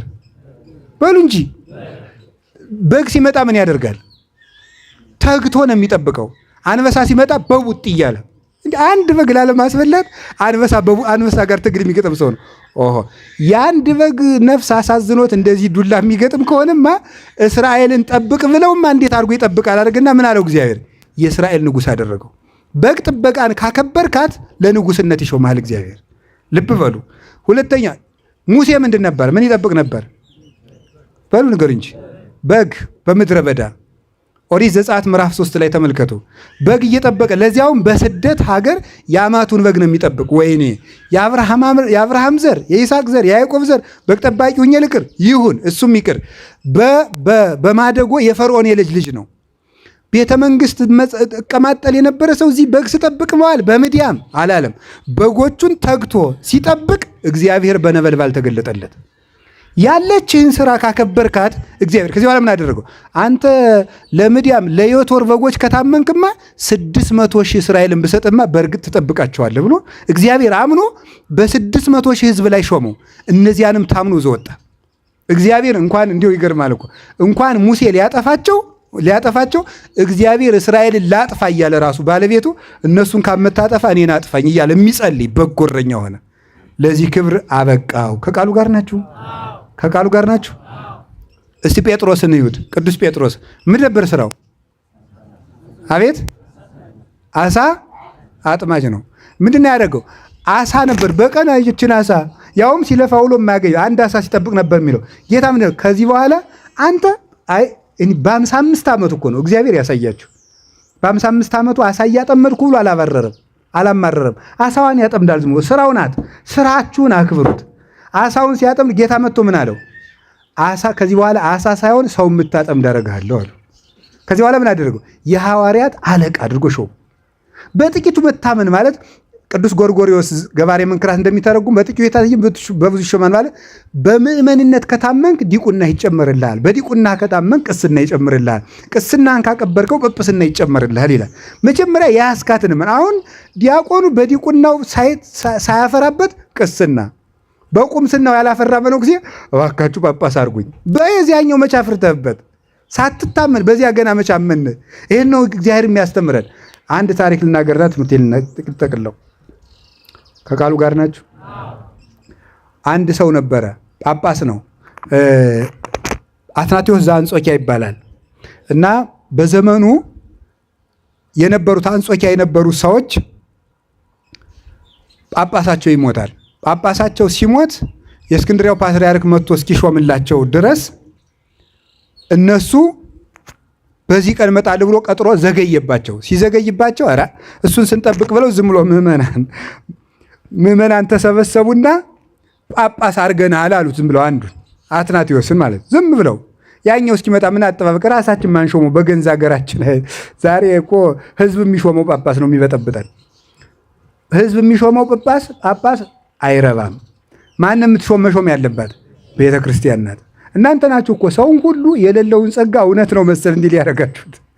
መነኩሴው ሁሉ አንዲቱ ትሄድና አባ አቤት በህልሜ ይመስለኛል ከረጅም ተራራ ላይ ቆመው ይመስለኛል። እሺ እንደገና የብርሃን መስቀል የያዙ ይመስለኛል። እሺ ኋላ ክንፍ ያወጡ ይመስለኛል። እሺ ኋላ በላይ ላይ አልፈው ሄዱ እና በህልሜ የናዩት ይሄ ነገር ጸጋልኝ እንዲህ ይላል። እዚህ ኋላ ሲያሰግድ ይውላል ማለት ነው። እናንተ እኮ ናችሁ መነኩሴውን ሁሉ ሳያስበው ያላሰበውን ክብር ሁሉ እንደበቃ የምታስመስሉት ማለት እያቀበጣችሁ። እኔ እንደውም አንድ ጊዜ አንድ ቄስ አሉ ስዊድን የሚኖሩና አስተምሬ ስጨርስ ይሄ ኩታራ ነው ጉልበቱን እንዳስሙት አሉ። እውነታቸውን ነው። እንደዚህ የሚል ሰው ነው የሚያስፈልገን። አንዳንድ ሰው ያለመጠኑ ክብር ስንሰጠው መጨረሻ ላይ ይበላሽብናል። በእውነቱ ማለት ነው። የሀገራችን ገበሬ እኮ ሊቅ እኮ ነው። ምንን ካላልኩት ገብቼ ምን ልበል ይላል፣ ልፈትፍት ይላል ካላሉት ብሎ የሚናገረው ለዚህ ነው። ግን በሉ አላልኩም። እንደዚህ ከቃሉ ጋር ናችሁ። እግዚአብሔር ከሁላችን ጋር ይሁን እና ተሰብስበው ሾሙት። እሱ ሊሾም ሲመጣ ያኛው በተቀጠረበት ሰው ሲሾመ ይቺ ሀገር እንዴት ሆነ አለች። ጳጳሳቸው ሙቶ እና አሁን እንዴት ሆነዋል? እራሳቸው ሾመው አለ። አውግዞት ዙሮ ቤቱን መጥቶ አወገዘህ እኮ አለ። የሚገርመው ግን ያ ሰውዬ ቅን ነበረ። ህዝቡ አስገድደው ነው የሾሙት እና ቅን ስለነበረ አውግዞኝ ዳው እንግዲያ ሰውየው ቅስና ነበረው። ጥሩ ካህን ነው፣ መነኩሴ ነው። መጣና ከዚህኛው ፓትርያርክ ቤት መጣ። ምን ሆነ መጣ? የእርስዎ ቤት ጠራጊ ሁኜ ቃለ እግዚአብሔር ልማር ብዬ አንድ ምእመን ነኝ አለው። ምእመን ሆኖ ቤት እየጠረገ በልጠረግ አለው። ታማኝ አገልጋይ ሆነ። አንተስ ድንግልና አለኸው አለ። አንተስ ዲቁና ልስጥህ አለው። ኧረ አይገባኝም። ፊት እኮ ጳጳስ አድርገው ሽመውታል። ሲያወግዘው ጊዜ መጣና ይህን ኃጢአቴን ማስተስር ያለብኝ ብሎ መጥቶ ሎሌን ነገባ። ለአንተስ ዲቁና ይገባሃል አለው። ኧረ አባቴ አይገባኝም። ይገባሃል አይገባኝም፣ ይገባሃል አይገባኝም። ኋላ 2 ጊዜ መሾም ኃጢአት ስለሆነ ነገር እንግዲያስ አጉል ነው ብሎ በነውር ተይዞብኝ ነው እንጂ ዲቁና ሳለኝ አለው። ተከልክዬ ነው እንዳትቀድስ ተብዬ ነው እንጂ የሆነ አባት ከልክለው ነው እንጂ ዲቁና አለኝ። በል ዲያቆን ሆኖ አገልግል። በዲቁናው እጅግ በጣም ታማኝ ዲያቆን ሆኖ አገለገለ። ሲያገለግል ሲኖር አንተ ቅስና ይገባሃል አለው። ኧረ አባቴ አይገባኝም። እንዲህ አንተ ይሾማ ግንቢ የምትለኝ ከሆነ እኔ አወግዝሃለሁ አለው። ድሮስ ምን ብሎ መጥቶ እንደዚያ ሲለው ምን አለ? አባቴ በነውር ተይዞብኝ ነው እንጂ ቅስና አለኝ አለው። በል ግባና አገልግል አለው። ሲያገለግል ጵጵስና ልሹምህ አለው። አይገባኝም፣ ይገባሃል፣ አይገባኝ ሲጣሉ እኔ እኮ አትናቴዎስ ነኝ፣ ያወገዙኝ አትናቴዎስ ነኝ አለ። ነው አዎ ፓትርያርኩ እኔ ሳልሆን አንተ ነህ እንዲህ ያለ ስራ የሰራ ብለው በበቅሎ ጭነው እሳቸው እየጎተቱ ገመድ እየጎተቱ ስም በበቅሎ ወስደው ሀገረ ስብከቱ አስገቡት። በጥቂቱ መታም በሎሌነቱ ሲታመን በምን አረጉት? ዲያቆን። በዲቁናው ሲታመን ምን ሆነ? ቄስ። በቅስናው ሲታመን ምን ሆነ? ጳጳስ ሆነ ማለት። ለፕትርክና በቁት። ያላችሁበት የቤት ሰራተኛ ብትሆን፣ ሎሌ ብትሆን፣ ዘበኛ ብትሆን፣ ጽዳት ሰራተኛ ብትሆን ያላችሁበትን ቦታ በታማኝነት ያዙት። ያን ከያዛችሁ እግዚአብሔር ለክብር ያበቃችኋል። እንደውም ምን ሊቃውንት ሲተረጉሙት ጥቂት መከራ የለመደን ሰው እግዚአብሔር ብዙ መከራ ይጨምርለታል ብለው የተረጉሙ ሊቃውንት አሉ። ማለት ምን ማለት ነው? ጥቂት መከራ እንዲሁ ዝም ብለህ ይሄ ውጋት እየመታ እዚህ ላይ ድስቅ እያደረገ ዳዊት የምትደግም ከሆነ ጦር እየተመታ የምችለው ምን ይሰጣል? ሰማዕትነት ይሰጣል። ጥቂት መከራ የማችል ከሆነ ለብዙ መከራ አይሰጥም። ብዙ መከራ ከሌለ ደግሞ ብዙ ጸጋ የለም። ይሄን ነው እግዚአብሔር ሊያስተምረን የፈለገና ወገኖቼ የሌላችሁን እየተመኛችሁ ዘመናችሁ ከሚያልቅ ባላችሁ ነገር ታምናችሁ ተገኙ። ባለን ነገር ታምነን ለትልቅ ጸጋ እንበቃ ዘንድ የመድኃኔ ዓለም ቅዱስ ፈቃዱ ይሁንልን። ያስተማረን ቅዱስ እግዚአብሔር ክብር ምስጋና ይግባው። በልጁ በመድኃኒታችን በኢየሱስ ክርስቶስ የናኛትን መንግሥተ ሰማያትን እንዲያድለን ቅዱስ ፈቃዱ ይሁን። ለአብ ለወልድ መንፈስ ቅዱስ ክብር ምስጋና ይግባው። ይቆየን።